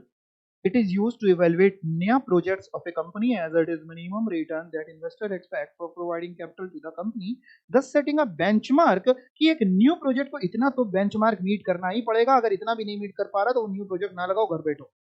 Meaning of cost of capital देखते हैं भाई साहब, मतलब समझा तो दिया लेकिन देखते हैं। Cost of capital is the rate of return that a firm must earn on its project investment to maintain its market value. अगर आपको अपनी इज्जत यानी मार्केट वैल्यू बनाए रखनी है तो जितनी कॉस्ट ऑफ कैपिटल है कम से कम उतना तो कमाओ। नहीं कमाएंगे तो मार्केट वैल्यू कैसे कम हो जाएगी? स्टार्टिंग में ही आपको सिखा दिया, अगर आप नहीं कमाएंगे तो अल्टीमेटली इक्विटी वालों के लिए मान लो कुछ नहीं बचा, बाकी सबको एक मिनट मान भी लेते हैं, दे भी दिया, इक्विटी वालों के लिए कुछ नहीं बचा तो इक्विटी वाले नाराज हो जाएंगे। वो करेंगे क्या? बेच डालेंगे, शेयर बेचेंगे, मार्केट में क्या बढ़ेगी? बच्चे कह रहे डिमांड बढ़ जाएगी, शेयर बेचेंगे, क्या बढ़ेगी? सप्लाई बढ़ेगी। सप्लाई बढ़ेगी, डिमांड कम होगी, आपके शेयर के प्राइजेस से ही तो इक्विटी शेयर की जो मार्केट वैल्यू है, डिबेंचर की जो मार्केट वैल्यू है, उसी से तो एक फर्म की, एक कंपनी की मार्केट वैल्यू बनती है। जब उनके प्राइसिंग कम हो जाएंगे तो फर्म की मार्केट वैल्यू भी तो कम हो गई। तो कह रहा अगर मार्केट वैल्यू मेंटेन रखनी है, बनाए रखनी है, तो ध्यान दीजिए जितनी कॉस्ट ऑफ कैपिटल है उतना तो कमा के देना पड़ेगा। Cost of capital is the rate of return that a firm must earn on its project investment to maintain its market value and attract funds। मतलब attract funds, इन्वेस्टर को attract आप तभी कर पाएंगे जब आप जितनी कॉस्ट ऑफ कैपिटल है उतना या उससे ज्यादा कमा रहे होंगे। नहीं कमा रहे होंगे तो इन्वेस्टर अट्रैक्ट नहीं होगा, वो कहेगा नहीं ये बेकार कंपनी, यहाँ नहीं लगाएंगे पैसा। Cost of capital is the required rate of return on it's investment, जो बिलोंग करता है किसके, किससे पैसा कहां से लाए हैं। मे बी इक्विटी वालों को बिलोंग करता होगा, जो पैसा आपने इन्वेस्ट किया कहीं से तो लाए होंगे, इक्विटी वालों को, डेट वालों को, रिटेन अर्निंग को, कहीं से भी। कह रहे हैं इन सबके लिए कितना कमाए वो है कॉस्ट ऑफ कैपिटल। बहुत इंपॉर्टेंट लाइन अंडरलाइन करना, if a firm fails to earn return at the expected rate, जितना लोगों की एक्सपेक्टेशन थी यानी जितनी कॉस्ट ऑफ कैपिटल थी, एक्सपेक्टेड रेट यहाँ पे मतलब हुआ कॉस्ट ऑफ कैपिटल, अगर आप उतना नहीं अर्न कर पा रहे हैं तो क्या होगा? Market value of the shares will fall and it will result in the reduction of overall wealth of the share holder. Share holders की वेल्थ कम हो जाएगी, शेयर होल्डर्स की वेल्थ कम हो जाएगी, अच्छी बात है, हमसे क्या लेना देना। शेयर होल्डर्स ही तो कंपनी के क्या हैं? मालिक हैं साहब, उनकी वेल्थ कम होने का मतलब है कंपनी की वैल्यू कम हो गई साहब।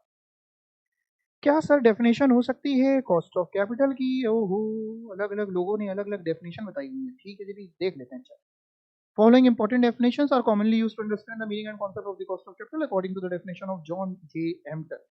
Cost of capital is the rate of return that the firm is cost of capital is the rate of return the firm required from investment in order to increase the value of the firm in the marketplace। Market में अगर अपनी value बढ़ानी है तो cost of capital वो rate of return है जितना तो कम से कम रिक्वायर्ड है इन्वेस्टमेंट से, कि इन्वेस्टमेंट जहां करने जा रहे हो कम से कम उतना तो कमा लो जितनी कॉस्ट थी उस कैपिटल की, जो पैसा लगाने जा रहे हो उसकी जो कॉस्ट।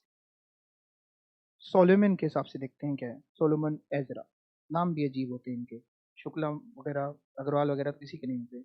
कॉस्ट ऑफ कैपिटल, वही लोग पढ़े लिखे थे क्या? Cost of capital is the minimum required rate of earnings, या कट ऑफ रेट भी बोल सकते हैं। अच्छा, कॉस्ट ऑफ कैपिटल के और भी नाम मिले, अभी आपको टिक भी करा दूंगा कॉस्ट ऑफ कैपिटल के और नाम, ठीक है। कॉस्ट ऑफ कैपिटल एक कट ऑफ रेट है for allocation of capital to investment of projects. Allocation of capital to investment of project मतलब हाँ, कैपिटल उन्हीं प्रोजेक्ट्स में एलोकेट करो, उन्हीं प्रोजेक्ट्स में लगाओ जहां पे रिटर्न कम से कम कॉस्ट ऑफ कैपिटल के बराबर तो आए.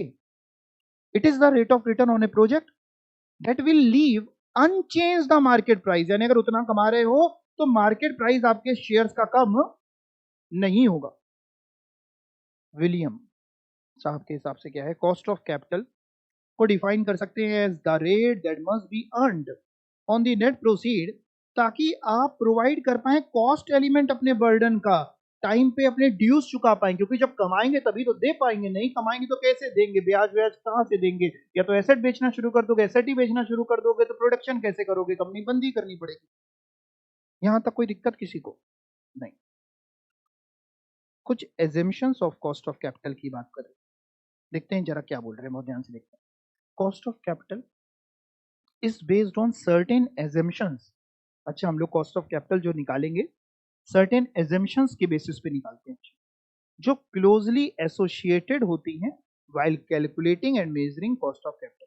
अच्छा, क्या बेसिक तीन कॉन्सेप्ट कुछ बोल रहे हैं, कह रहे it is to be considered that there are three basic concept. जरा देखते हैं क्या कह रहा है. एक तरीके से it is not cost as such. और ऊपर तो बोले थे कॉस्ट ऑफ कैपिटल, ओके नहीं, एक तरीके से कॉस्ट ना समझ बैठना.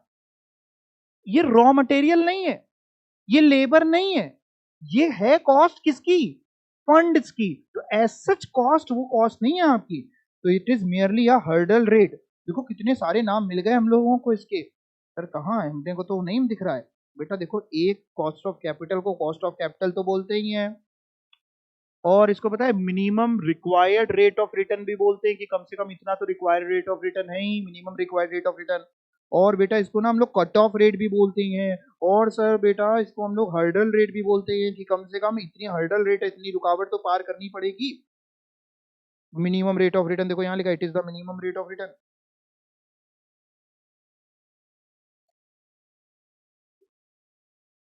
यहां तक समझ में आया. जब हम लोग ने लेवरेज चैप्टर पढ़ा था, वहां पे मैंने आपको सिखाया था कि आमतौर पे कितनी तरीके की रिस्क होती हैं, मैं भूल गया. दो सिखाई थी, बिल्कुल सही आप बोल रहे हैं. एक थी बिजनेस रिस्क और एक थी फाइनेंशियल रिस्क.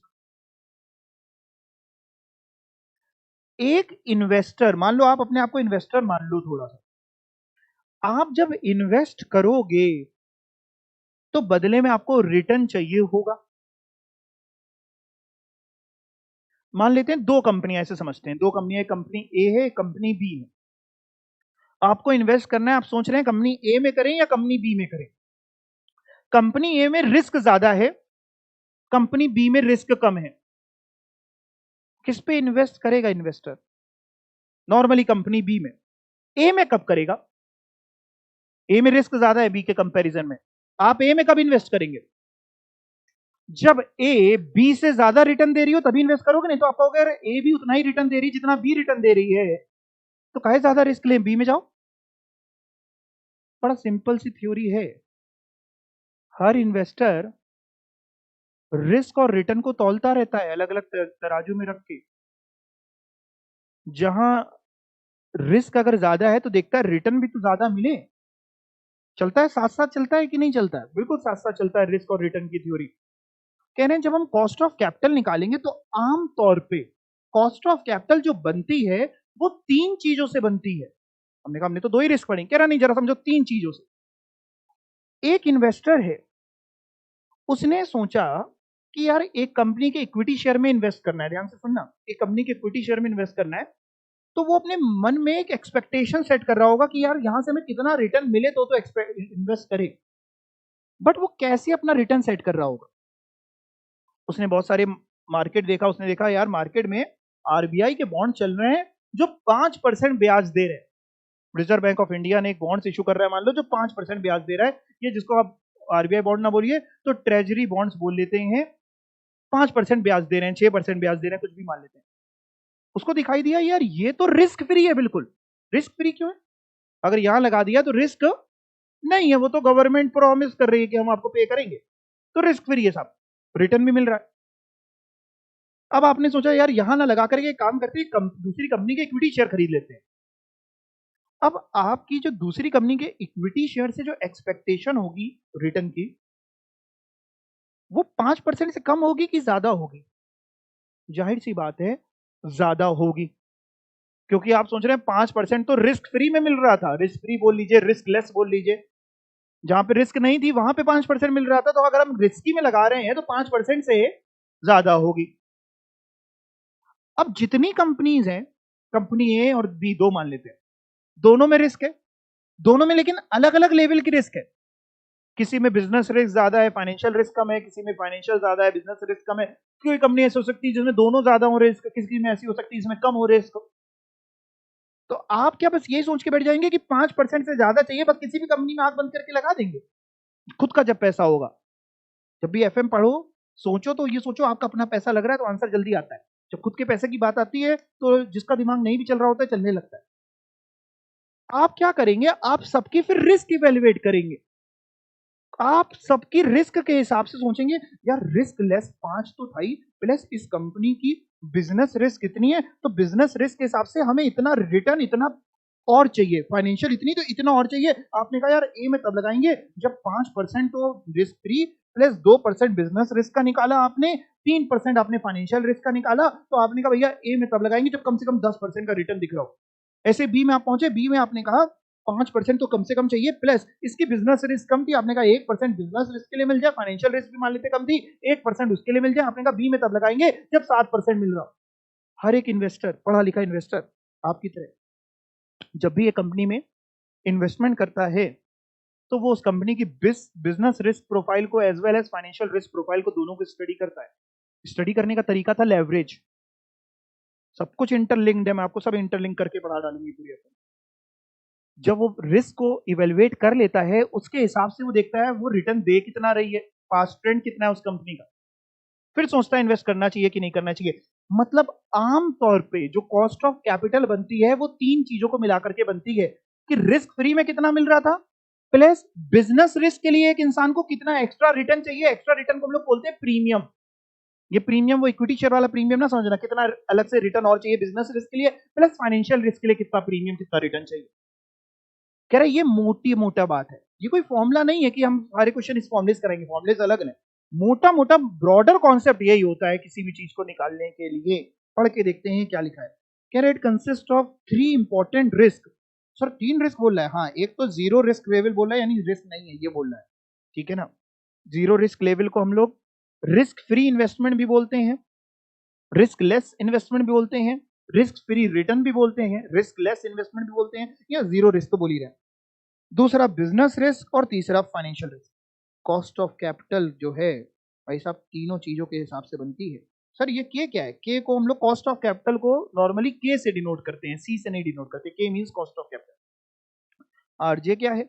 आरजे का मतलब है रिस्क फ्री में अगर लगाओ तो कितना मिलेगा, 5% मिलेगा। प्लस बी क्या है कि बिजनेस रिस्क के लिए एक्स्ट्रा कितना चाहिए आपको। एफ क्या है? फाइनेंशियल रिस्क के लिए कितना चाहिए। तो मान लो एक इंसान को पता चला कि 5% रिस्क फ्री में तो मिलता ही है, बिजनेस रिस्क उसने उस कंपनी की निकाली और उसको लगा यार बिजनेस रिस्क के हिसाब से 2% बिजनेस रिस्क का हमें ज्यादा मिलना चाहिए तब इसमें लगाएंगे। फाइनेंशियल रिस्क निकाली और उसने कहा फाइनेंशियल रिस्क के हिसाब से 1% ज्यादा मिलना चाहिए तब लगाएंगे। तब यानी वो सोचेगा कि उस कंपनी में हमें कम से कम कितना मिलना चाहिए, 8%। ये मोटी मोटी बात है। के जो है वो कॉस्ट ऑफ कैपिटल है, आरजे जो है वो रिस्क लेस कॉस्ट है पर्टिकुलर टाइप ऑफ फाइनेंस के लिए, ठीक है साहब। बी क्या है? बी है बिजनेस रिस्क के लिए कितना आपको प्रीमियम चाहिए, यानी कितना एक्स्ट्रा रिटर्न चाहिए। एफ क्या है? फाइनेंशियल रिस्क के लिए कितना आपको प्रीमियम चाहिए। सर ये फॉर्मूला हम लोग याद कर ले? नहीं, ऐसे ही ये कोई फॉर्मूला ऐसा नहीं है, तो ये याद कर लो। 3 कंपोनेंट को बना करके कभी भी कॉस्ट निकलती है आमतौर पे। कोई डाउट? किसी को कोई डाउट? नहीं, कोई डाउट नहीं, बड़े अच्छे सब समझ में आ रहा है। चलें आगे। चलिए सर क्यों पढ़ रहे हैं कॉस्ट ऑफ कैपिटल? मत पढ़ाइए, ये चैप्टर छोड़ दीजिए, क्या इंपॉर्टेंस है बेटा? एक इंपॉर्टेंस तो आपके एग्जाम के लिए है, सीएस बनना है तो ये पढ़ना पड़ेगा पास होने के लिए। और क्या इंपॉर्टेंस है? देखो, अगर आपको कैपिटल बजटिंग का डिसीजन लेना है तो आपको क्या पता होनी चाहिए? कॉस्ट ऑफ कैपिटल पता होनी चाहिए। कैपिटल बजटिंग क्या चीज हुई वो तो चैप्टर में पढ़ाऊंगा, लेकिन अभी अगर थोड़ा सा समझो तो क्या थी कैपिटल बजटिंग? कहां पे इन्वेस्ट करें, इन्वेस्टमेंट किस प्रोजेक्ट में करनी चाहिए, हाँ या ना, वो कैपिटल बजटिंग बताएगा। सर कैपिटल स्ट्रक्चर का डिसीजन लेने के लिए भी कॉस्ट ऑफ कैपिटल जरूरी है, तभी तो आप पता चलेगा कि कैसा कैपिटल स्ट्रक्चर बनाए। जाहिर सी बात है, ऐसा कैपिटल स्ट्रक्चर बनाए जिससे हमारी ओवरऑल कॉस्ट ऑफ कैपिटल कम आए। आप बिल्कुल सीख गए, वाह, बिना बताए सीख गए।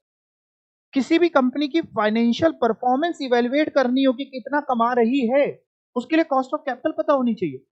सर मतलब मान लो मैंने आपसे कहा एक कंपनी है जो कमा रही है 10%, बस केवल मैंने इतना डेटा दिया आपको, मैंने कहा एक कंपनी है 10% कमाती, बताओ अच्छी कंपनी बेकार कंपनी? बिल्कुल सही है, आप ऐसे बता ही नहीं सकते। आप कहेंगे सर उसकी कॉस्ट ऑफ कैपिटल बताइए, तब तो हम कंपेयर करके बताएंगे कि उसने अच्छा कमाया कि बुरा कमाया। कंपैरिजन होता है ना, ठीक है जी, फाइनेंशियल परफॉर्मेंस के लिए चाहिए। और भी जो फाइनेंशियल डिसीजंस लेने हैं कि पैसा लाएं कि ना लाएं, लगाएं कि ना लगाएं, कैपेसिटी बढ़ाएं, मार्केट की क्या वैल्यू हो जाएगी शेयर की, इन सबके लिए कॉस्ट ऑफ कैपिटल चाहिए। चलिए पढ़ते हैं अंदर भी। Computation of cost of capital बहुत इंपॉर्टेंट पार्ट है फाइनेंशियल मैनेजमेंट का, डिसाइड करता है कैपिटल स्ट्रक्चर वगैरह। एक एक करके जरा पढ़ते हैं। पहले अपने आप पढ़ो, अच्छा, कैपिटल बजटिंग डिसीजन की importance, cost of capital capital budgeting decision के लिए बहुत जरूरी, पढ़ो अपने आप।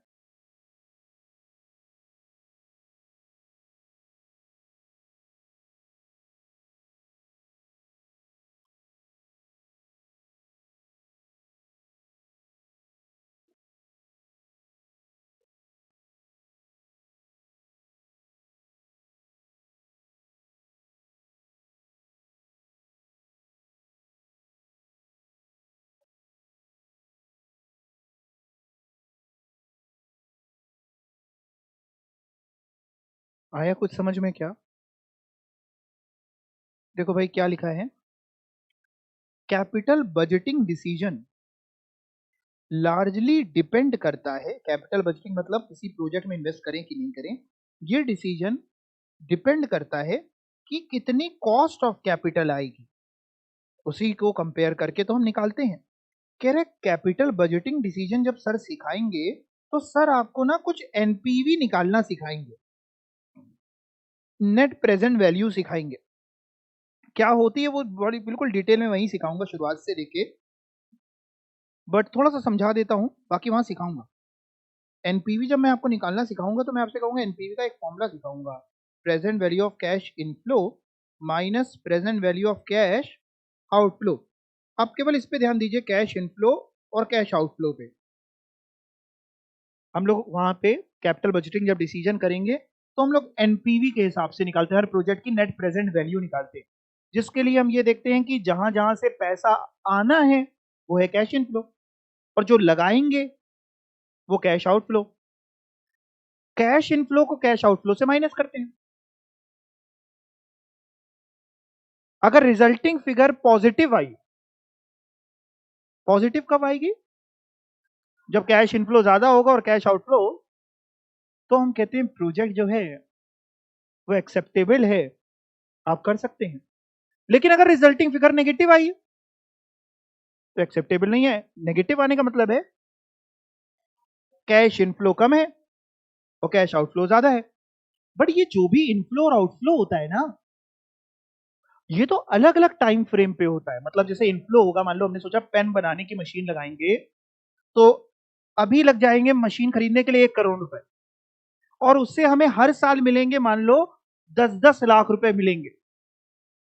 अब हर साल 10-10 लाख रुपए मिलेंगे अगले 5 साल तक, 10 साल तक, 15 साल तक, इनका ऐसे टोटल नहीं हो जाता, ये तो अलग अलग समय पे होते हैं ना, इन सबको प्रेजेंट वैल्यू पे लाना पड़ता है डिस्काउंट करके। वो आपको कैपिटल बजटिंग में सिखाऊंगा। वैसे छोटे में आपने सीखा था सर? नहीं, कभी नहीं सीखा डिस्काउंटिंग।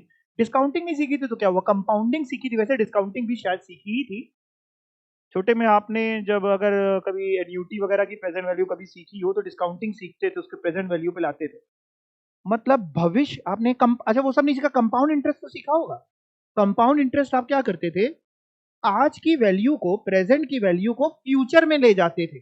फॉर्मूला लगाते थे बचपन में, A is equal to, formula नहीं याद कराने जरूरत भी नहीं है, A is equal to P one plus R upon 100 की पावर n, ऐसे कुछ करते थे कंपाउंड इंटरेस्ट के लिए, अमाउंट निकालने का फॉर्मूला लगाते थे। तो वो सिंपली ये था कि आप आज की वैल्यू को भविष्य की वैल्यू में ले जा रहे हैं। इसी को जब हम उल्टा करते हैं कि भविष्य की वैल्यू को आज की वैल्यू में लेके आते हैं, तो वो कहलाता है डिस्काउंटिंग करना। भविष्य की वैल्यू में आज की वैल्यू को, भविष्य की वैल्यू को आज की वैल्यू पे लेके आते हैं, क्योंकि हमें डिसीजन आज लेने हैं। अगर कोई मेरे से कहे, कोई मान लीजिए आपसे कहे हम 50 साल बाद तुमको 1 लाख रुपए देंगे, पहला ऑप्शन, और दूसरा ऑप्शन कह रहा है कि ठीक है एक काम करो, दूसरा ऑप्शन अभी हमसे 1 लाख ले लो। दोनों सेम चीज है, दोनों अलग है। किसकी वर्थ ज्यादा है? आज के 1 लाख की आप कह रहे हैं वर्थ ज्यादा है एज कंपेयर टू 50 साल बाद की 1 लाख की। तो जब भी हम डिसीजन लेते हैं तो हम आउटफ्लो और इनफ्लो को कंपेयर करते हैं, लेकिन आउटफ्लो हो सकता है आज के समय का हो, आज ही जा रहा है पैसा, इनफ्लो आगे के समय का हो, तो एक टाइम फ्रेम पे ला के कंपेयर करते हैं ना। जब भी आप कंपैरिजन करते हैं तो किसी एक टाइम फ्रेम पे ला करके कंपेयर करते हैं। मान लीजिए आज आपको, आपके घर में मान लीजिए छोटा भाई बहन है, या अड़ोस पड़ोस में कोई बच्चा है, छोटा है, 4-5 साल का है, वो ABCD लिख रहा है, नहीं लिख पा रहा। आप कह रहे हैं पागल है, ABCD नहीं लिख पाता, हमको लो हम लिख करके देते हैं, इसके नंबर कितने कम आए। क्या ये कंपैरिजन सही है? ये कंपैरिजन गलत है, गलत टाइम फ्रेम पे कर रहे हैं। आपको कंपैरिजन ऐसे करना चाहिए कि आप भी एक काम करिए, अपने छोटे का रिपोर्ट कार्ड निकाल लीजिए, अगर रखा हो तब उसके रिपोर्ट कार्ड से कंपेयर करिए, तब आपको पता चलेगा लाल निशान बहुत थे आपके रिपोर्ट कार्ड में। या कंपैरिजन करना है तो उसको आपके लेवल पे आने दीजिए, जब वो CS अगर करता है, और तब आप अपने CS के नंबर, अरे इसने एग्जीक्यूटिव एक ही बार में निकाल लिया। कंपैरिजन हमेशा सेम टाइम फ्रेम पे होता है, अमाउंट भी होगा तो सेम ही टाइम फ्रेम पे होगा। कह रहे उसको, जाहिर सी बात है जब भी हम किसी चीज को फ्यूचर की वैल्यू को प्रेजेंट वैल्यू पे लाते हैं, या छोटे में जब आपने सीखा था प्रेजेंट को फ्यूचर में लेके जाती है, तो आपको एक रेट चाहिए होता है ना, रेट ऑफ इंटरेस्ट। वो रेट हम जो यूज करते हैं यहाँ पे, वो कॉस्ट ऑफ कैपिटल यूज करते हैं कि उसकी कॉस्ट ऑफ कैपिटल क्या है, 10%, 12%, 14%, उसको यूज करते हैं डिस्काउंटिंग रेट की तरह। तब फ्यूचर की वैल्यू को प्रेजेंट वैल्यू पे लाते हैं, और सारी चीजें जब प्रेजेंट वैल्यू पे ले आते हैं तो जितने इनफ्लो होते हैं उनका एक साथ टोटल कर लेते हैं, वो हो जाती है present value of cash inflow. जितने आउटफ्लो होते हैं उनको एक साथ टोटल कर लेते हैं, वो हो जाती है present value of cash outflow.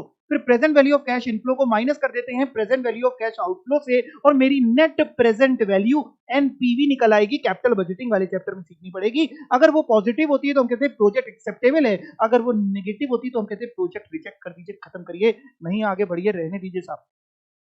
But ये कैपिटल बजटिंग में तो तभी पढ़ पाएंगे जब आपको क्या आता होगा, कॉस्ट ऑफ कैपिटल निकालना, क्योंकि कॉस्ट ऑफ कैपिटल को ही तो वहां डिस्काउंटिंग रेट यूज करते हैं, पढ़ते हैं। Importance of capital budgeting decision, पता है मैं ये इतना क्यों बोलता जा रहा हूं? मैं अभी से ग्राउंड ये बनाता जा रहा हूं कि जब उस चैप्टर में हम लोग जाएंगे ना, तो आपको चीजें जल्दी पकड़ में आ जाएंगी, मेरे को कम मेहनत तब करनी पड़ेगी, ठीक है ना। तो मैं जितना भी बोल रहा हूँ बड़ा सोच समझ करके बोल रहा हूँ कि आपको फायदा आगे कहाँ मिलेगा और मेरे को भी कहाँ फायदा मिलेगा। पढ़ते हैं, capital budgeting decision largely depend करता है कॉस्ट ऑफ कैपिटल हर एक सोर्स की क्या है। According to net present value method, present value of cash inflow must be more than the present value of cash outflow, तभी प्रोजेक्ट करना होता है। हेंस कॉस्ट ऑफ कैपिटल जो है उसको यूज करते हैं कैपिटल बजटिंग डिसीजन में, क्योंकि प्रेजेंट वैल्यू पे लाने के लिए जो हम रेट यूज करते हैं वो कॉस्ट ऑफ कैपिटल वाला ही रेट होता है। और सर किसके लिए जरूरत है बेटा? कैपिटल स्ट्रक्चर डिसीजन के लिए। सर कैपिटल स्ट्रक्चर का मतलब क्या हुआ? कैपिटल स्ट्रक्चर का मतलब हुआ कि कितना इक्विटी शेयर लगाएं, कितना डिबेंचर लगाएं, कितना कहां से पैसा लेके आए, हमारा फाइनेंसिंग प्लान कैसा हो। आओ देखिए, कैपिटल स्ट्रक्चर का मतलब है मिक्सिंग और proportion of different kinds of long term securities. एक फर्म यूज करती है पर्टिकुलर टाइप ऑफ सोर्सेस अगर उनको उसकी कॉस्ट ऑफ कैपिटल क्या लगती है, सुटेबल लगती है। आमतौर पे हर ऑर्गेनाइजेशन अपना कैपिटल स्ट्रक्चर जो बनाना चाहेगी वो ऐसा बनाना चाहेगी जिससे उसकी overall cost of capital, overall cost of capital कम या ज्यादा में कुछ एक बोलो, ओवरऑल कॉस्ट ऑफ कैपिटल कम आए। तो जाहिर सी बात है वो ऐसी ऐसी जगह से पैसा लाने की कोशिश करेगी कि इतना इक्विटी से ले लेते हैं, इतना डेट इश्यू कर देते हैं कि इंडिविजुअल सोर्सेस की कॉस्ट ऑफ कैपिटल कम रहे, तभी हमारी weighted average cost of capital, overall source of capital कम होगी। तो कह रहे हैं कैपिटल स्ट्रक्चर तभी बता पाएंगे जब आपको इंडिविजुअल सोर्सेज वगैरह की कॉस्ट ऑफ कैपिटल निकालना तो आ जाए। Hence cost of capital help करता है कि आप स्ट्रक्चर का डिसीजन वही ले पाए। फाइनेंशियल परफॉर्मेंस इवेलुएट करनी है, तो आपने कहा, आपने अभी एग्जाम्पल लिया कि केवल 10% अगर किसी ने बता दिया कि हम कमा रहे हैं, उससे कुछ नहीं पता चलता। Cost of capital important factor है इन डिटरमाइनिंग क्लेम जो इफेक्ट करता है कैपिटल बजटिंग को, कैपिटल स्ट्रक्चर को, वैल्यू ऑफ फर्म को, हाँ सब कुछ पढ़ डाला। हेंस आपको अगर इवेलुएट करनी है फाइनेंशियल परफॉर्मेंस तो बहुत जरूरी है। और भी फाइनेंशियल डिसीजंस हो सकते हैं apart from the above point. Cost of capital की जो इंपॉर्टेंस है वो आप यूज कर सकते हैं अलग एरियाज में, जैसे कि शेयर की market value, earning capacity, security की, hence it pledge a major part. ठीक है, कोई डाउट नहीं? कोई डाउट? पक्का नहीं? पक्का नहीं। उसके बाद कुछ और फैक्टर्स लिखे हैं जो एक फर्म की कॉस्ट ऑफ कैपिटल को डिटरमाइन करते हैं। Cost of capital like all other cost is a variable term. Variable term change होता रहता है, आप जहां से आपको सस्ता मिले ले लीजिए। Subject to changes in number of factor, various factor जो प्ले करते हैं determination of cost of capital वो नीचे बताए गए हैं कि आमतौर पे 4 मेन फैक्टर हैं। अच्छा, जनरल इकोनॉमिक कंडीशंस कैसी चल रही हैं, अंदर पढ़ लेंगे आप पक्का? ओके। मार्केट कंडीशंस कैसी हैं, ऑपरेटिंग डिसीजंस कैसे हैं, फाइनेंसिंग डिसीजंस कैसे हैं, और कितना पैसा चाहिए। मान लो एक इंसान को व्यापार करने के लिए 100 रुपए की जरूरत है, वो इतनी सब स्टडी नहीं करेगा, वो 100 रुपए कहीं से भी, अमाउंट ऑफ फाइनेंसिंग पे भी डिपेंड करता है। ठीक है, अब आते हैं भैया कंट्रोलेबल फैक्टर्स जो इफेक्ट करते हैं आपकी कॉस्ट ऑफ कैपिटल को। कंट्रोलेबल फैक्टर, अच्छा सर एक कंट्रोलेबल फैक्टर लिखा है और नीचे क्या लिखा है, अनकंट्रोलेबल। कंट्रोलेबल बोले तो जाहिर सी बात है जो एक कंपनी कंट्रोल कर सकती है उसके हाथ में होता है, और अनकंट्रोलेबल बोले तो जो उसके हाथ में नहीं। जैसे फॉर एग्जांपल इंटरेस्ट का रेट, पता है कंपनी के हाथ में है क्या? वो तो डिपेंड करेगा कैसी मार्केट की कंडीशन है, लोग कितने पे दे रहे हैं। टैक्स का रेट कंपनी के हाथ में है नहीं ना, ठीक है जी, वो तो गवर्नमेंट के हाथ में। देखते हैं जरा कंट्रोलेबल फैक्टर्स को पहले समझते हैं, फिर अनकंट्रोलेबल पे चलेंगे। कंट्रोलेबल फैक्टर्स जैसे आपके एग्जाम के लिए बात करें तो आपके एग्जाम में भी दो चीजें होती है, कंट्रोलेबल फैक्टर होते हैं और एक अनकंट्रोलेबल। कंट्रोलेबल कौन सा फैक्टर है? बिल्कुल सही आपने कहा, कितना पढ़ रहे हैं। एग्जाम देने जाना या नहीं देने जाना आपके हाथ में है, पढ़ना नहीं पढ़ना आपके हाथ में है, क्वेश्चन सारे अटेम्प्ट करना नहीं करना आपके हाथ में है। ये कंट्रोलेबल है। अनकंट्रोलेबल क्या है? पेपर कैसा आएगा, पहले तो रिजल्ट पे डायरेक्ट चले जाते हो तुम लोग, पेपर कैसा आएगा फिर रिजल्ट, ये अनकंट्रोलेबल है। कंट्रोलेबल फैक्टर इफेक्ट करते हैं कॉस्ट ऑफ कैपिटल को। ये फैक्टर इफेक्ट करते हैं कॉस्ट ऑफ कैपिटल को, that is company has control. किस पे कंट्रोल है भाई? कैपिटल स्ट्रक्चर की कैसी पॉलिसी है, कैसा कैपिटल स्ट्रक्चर है। A firm has control over its capital structure. बताओ एक फर्म का अपने कैपिटल स्ट्रक्चर पे कंट्रोल होता है कि नहीं? वो तो उसके हाथ में कि कितना क्या रखना चाहती है, कितना इक्विटी, कितना डेट, कितना प्रेफरेंस, एंड वो टारगेट करती है कि वो एक ऑप्टिमल कैपिटल स्ट्रक्चर बनाए। ऑप्टिमल मतलब, ऑप्टिमल मतलब होता है उस सिचुएशन में सबसे बेस्ट। ऑप्टिमल मतलब होता है उसके लिए सबसे अच्छा।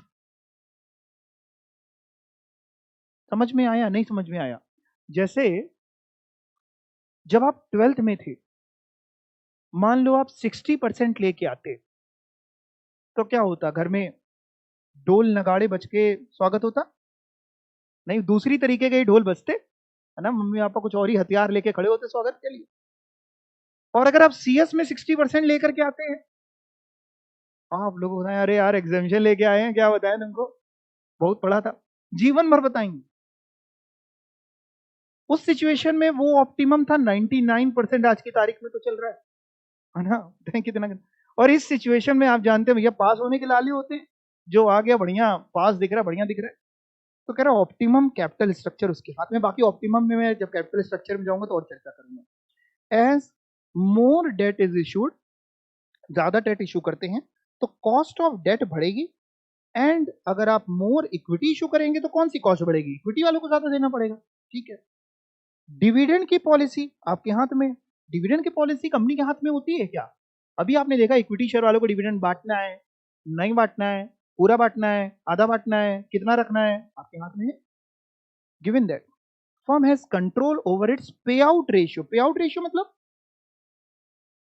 अर्निंग का, अर्निंग, एक कंपनी ने अर्निंग जो available for equity share holder है, उसका जितना पोर्शन डिविडेंड के तौर पे बांट रहे हैं वो होता है पे आउट रेशियो। नाम समझिए, पे आउट।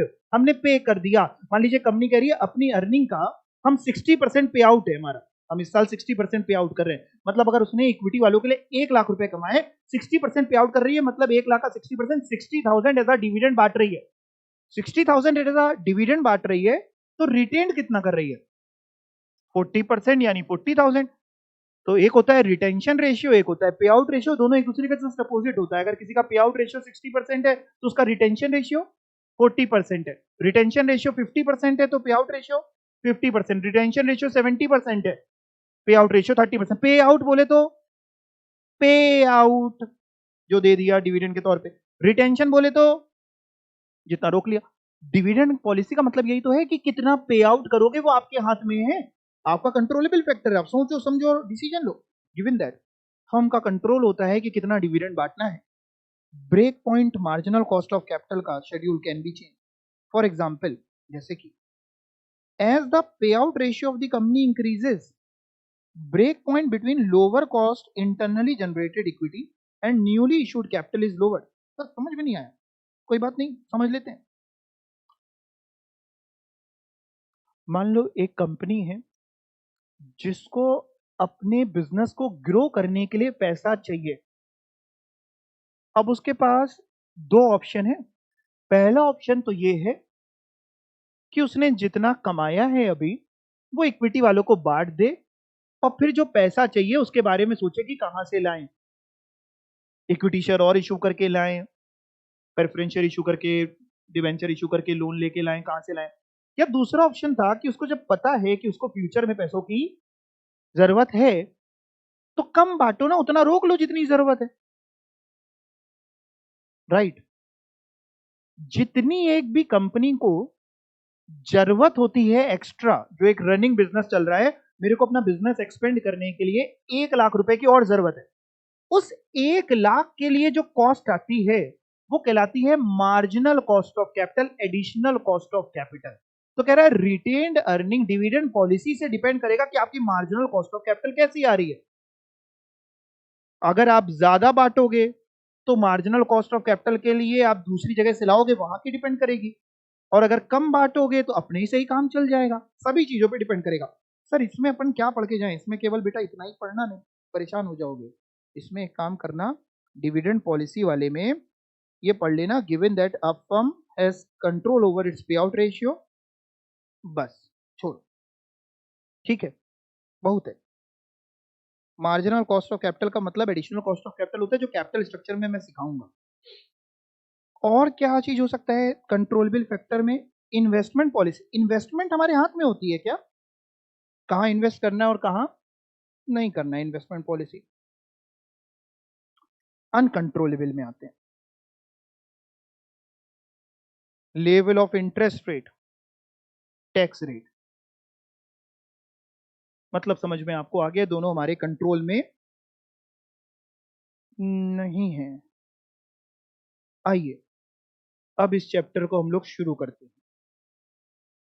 अभी तक तो कुछ नहीं, अभी तो स्टार्टर चल रहे थे। अभी मैंने कुछ पढ़ाया ही कहाँ आज की क्लास में, अब मैं शुरू करने जा रहा हूँ। चैप्टर का नाम जैसे कॉस्ट ऑफ कैपिटल है तो कॉस्ट ऑफ कैपिटल निकालना तो सिखाऊं। मैं आपको कॉस्ट ऑफ कैपिटल जो निकालना सिखाऊंगा, मैं दो ऑप्शन दे रहा हूं कि पहले क्या सिखाऊं। पहला ऑप्शन, मैं आपको पहले ओवरऑल कॉस्ट ऑफ कैपिटल निकालना सिखा दूं, एवरेज कॉस्ट ऑफ कैपिटल। दूसरा ऑप्शन, मैं पहले आपको इंडिविजुअल सोर्सेस की कॉस्ट ऑफ कैपिटल निकालना सिखाऊं, अलग अलग, कि डेट की कैसे निकलती है, प्रेफरेंस शेयर की कैसे निकलती है, इक्विटी की कैसे निकलती है, और फिर आपको ओवरऑल सिखाऊं वेटेड एवरेज। कौन सा ऑप्शन करना पड़ेगा? सेकेंड वाला। जब पहले इंडिविजुअल की सीखेंगे तभी तो वेटेड एवरेज सीखेंगे। हम लोग सीखने जा रहे हैं इंडिविजुअल सोर्सेस की कॉस्ट ऑफ कैपिटल निकालना, जिसमें सबसे पहले हम लोग डेट की कॉस्ट ऑफ कैपिटल निकालना सीखने जा रहे हैं। बट डेट की कॉस्ट ऑफ कैपिटल सीखने से पहले स्क्रीन की तरफ केवल देख लीजिए, तब आपको समझ में आएगी। आपने पढ़ा था ईबीआईटी में क्या माइनस करते हो? क्या आवत है? हाँ ईबीटी आता है, उसमें क्या माइनस करते हो तो क्या आता है? बस इतना ही चाहिए अपने को, ज्यादा नहीं चाहिए, मेहनत ज्यादा नहीं करनी।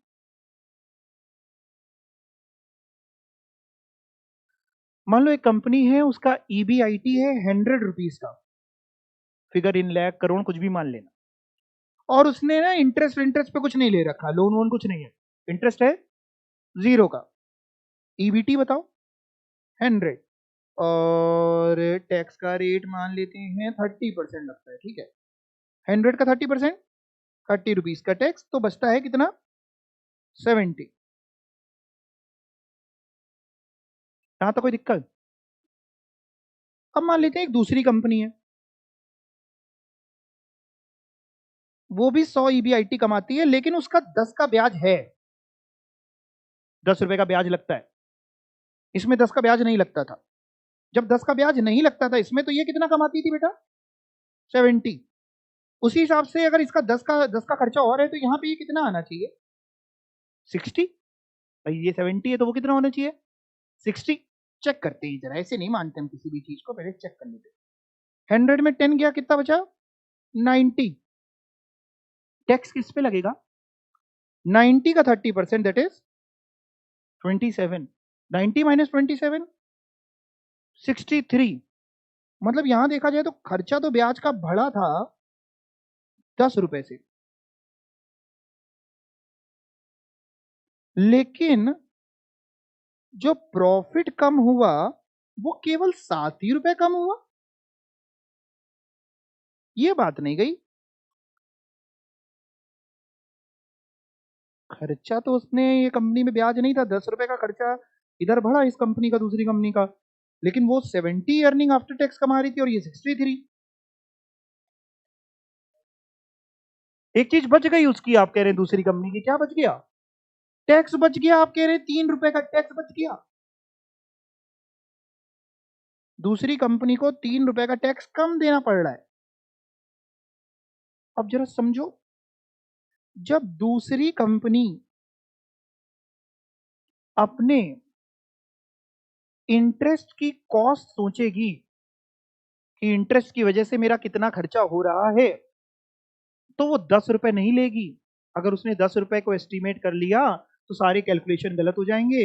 वो केवल 7 रुपए को ही सोच के चलेगी कि 10 रुपए भले ही देंगे तो ब्याज का, लेकिन 10 रुपए ब्याज का देंगे जिससे 3 रुपए का टैक्स बच जाएगा, क्योंकि interest is an allowable expenditure in under income tax act.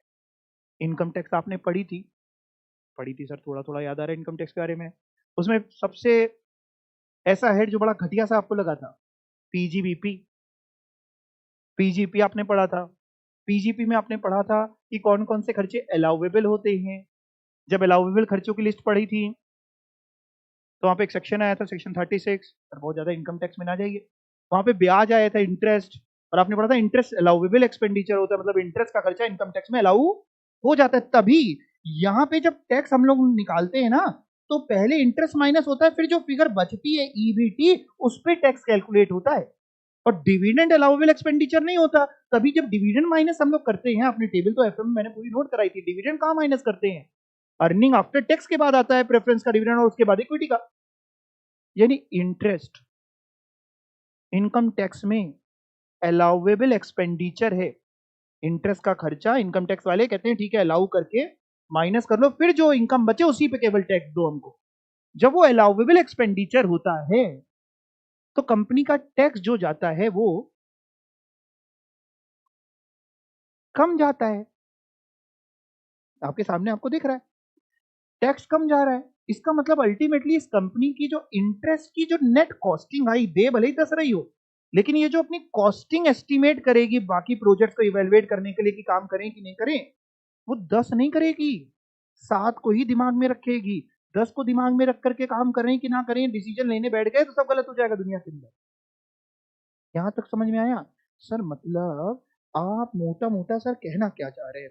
मैं मोटा मोटा ये कहना चाह रहा हूं कि जब हम लोग केडी निकालते हैं, सर ये केडी क्या हुआ? K stand for cost and D stand for debt या debenture. KD as a overall हम लोग बोलते हैं कॉस्ट ऑफ डिबेंचर या कॉस्ट ऑफ डेट। केडी को कैसे बोला जाता है? Cost of debt. लिखने की जरूरत नहीं, सब लिखा मिलेगा अपने को। केडी जो होता है वो कैसे निकलता है, कॉस्ट कैसे निकलती है? सर क्या इंटरेस्ट ही केडी होता है? नहीं बेटा, इंटरेस्ट अगर 10 रुपए है तो 10 रुपए केडी नहीं होता। तो सर क्या होता है, इंटरेस्ट में अगर हम 1 माइनस टैक्स रेट मल्टीप्लाई करते हैं तो आता है केडी। तो 7 आ रहा है, 1 माइनस टी कैसे करेंगे? फिर अगर देखें, अगर करने की कोशिश करें थोड़ा सा, केडी जो हुआ इंटरेस्ट इस केस में 10 था हमारे में, 1 माइनस टैक्स का रेट कितना पकड़ा था अपने ने? 30% बोले तो 30/100 0.3 आप बोल रहे हैं। मतलब सर आप कह रहे हैं KD is equal to 10 into 0.7, that is KD is equal to 7%। कुल मिलाकर के जब अपन डेट की कॉस्ट निकालने बैठेंगे तो डेट की कॉस्ट निकालने के लिए हम लोग टैक्स को कंसीडर करते हैं, इसलिए टैक्स की वजह से डेट की कॉस्ट कम हो जाती है कि बढ़ जाती है? कम हो जाती है। आइए पढ़ के देखते हैं। Cost of debt, measurement of cost of capital में सबसे पहले इंडिविजुअल सोर्सेस की सीखने वाले हैं, जिसमें कॉस्ट ऑफ डेट केडी की सीखने वाले हैं। बेटा जैसे कॉस्ट ऑफ डेट की निकलती है ना, वैसे ही कॉस्ट ऑफ डिवेंचर बोल लीजिए, वो सेम निकलती है, उसमें भी ब्याज ही देते हैं। बैंक से लोन लेकर के आए टर्म लोन, सेम तरीके से कॉस्ट निकलती है। देखते हैं, कॉस्ट ऑफ डेट रेफर करता है, क्या मतलब होता है कॉस्ट ऑफ डेट का? टू कॉस्ट ऑफ जो लॉन्ग टर्म डिवेंचर्स है उनकी कॉस्ट या बॉन्ड्स की कॉस्ट। सर शॉर्ट टर्म के लिए बताओ, ये चैप्टर शॉर्ट टर्म के लिए पढ़ रहे हैं क्या? ऊपर ही बताया था शॉर्ट टर्म के लिए चैप्टर नहीं पढ़ रहे। कह रहा शॉर्ट टर्म डेट्स को are ignored in calculating cost of debt, assuming कि आइदर शॉर्ट टर्म डेट बहुत इनसिग्निफिकेंट पार्ट होते हैं हमारे लिए in determining cost of debt, या फिर इंटरेस्ट जो शॉर्ट टर्म डेट पे होता है वो बैलेंस हो जाता है, शॉर्ट टर्म से जहां से पैसा मिलना होता है वहां से दे देते हैं। मतलब कुल मिलाकर के ये बता रहे हैं कि जो कॉस्ट ऑफ डेट हम लोग निकालना सीखेंगे वो केवल लॉन्ग टर्म के लिए सीखेंगे। मतलब ये बताने की कोशिश कर रहे हैं कि जब आपसे कॉस्ट ऑफ डेट पूछे एग्जाम में और उसने ऐसे दिया हुआ है कि कॉस्ट ऑफ डेट निकालिए, और एक दिया हुआ है डिवेंचर और एक दिया है बैंक ओवरड्राफ्ट,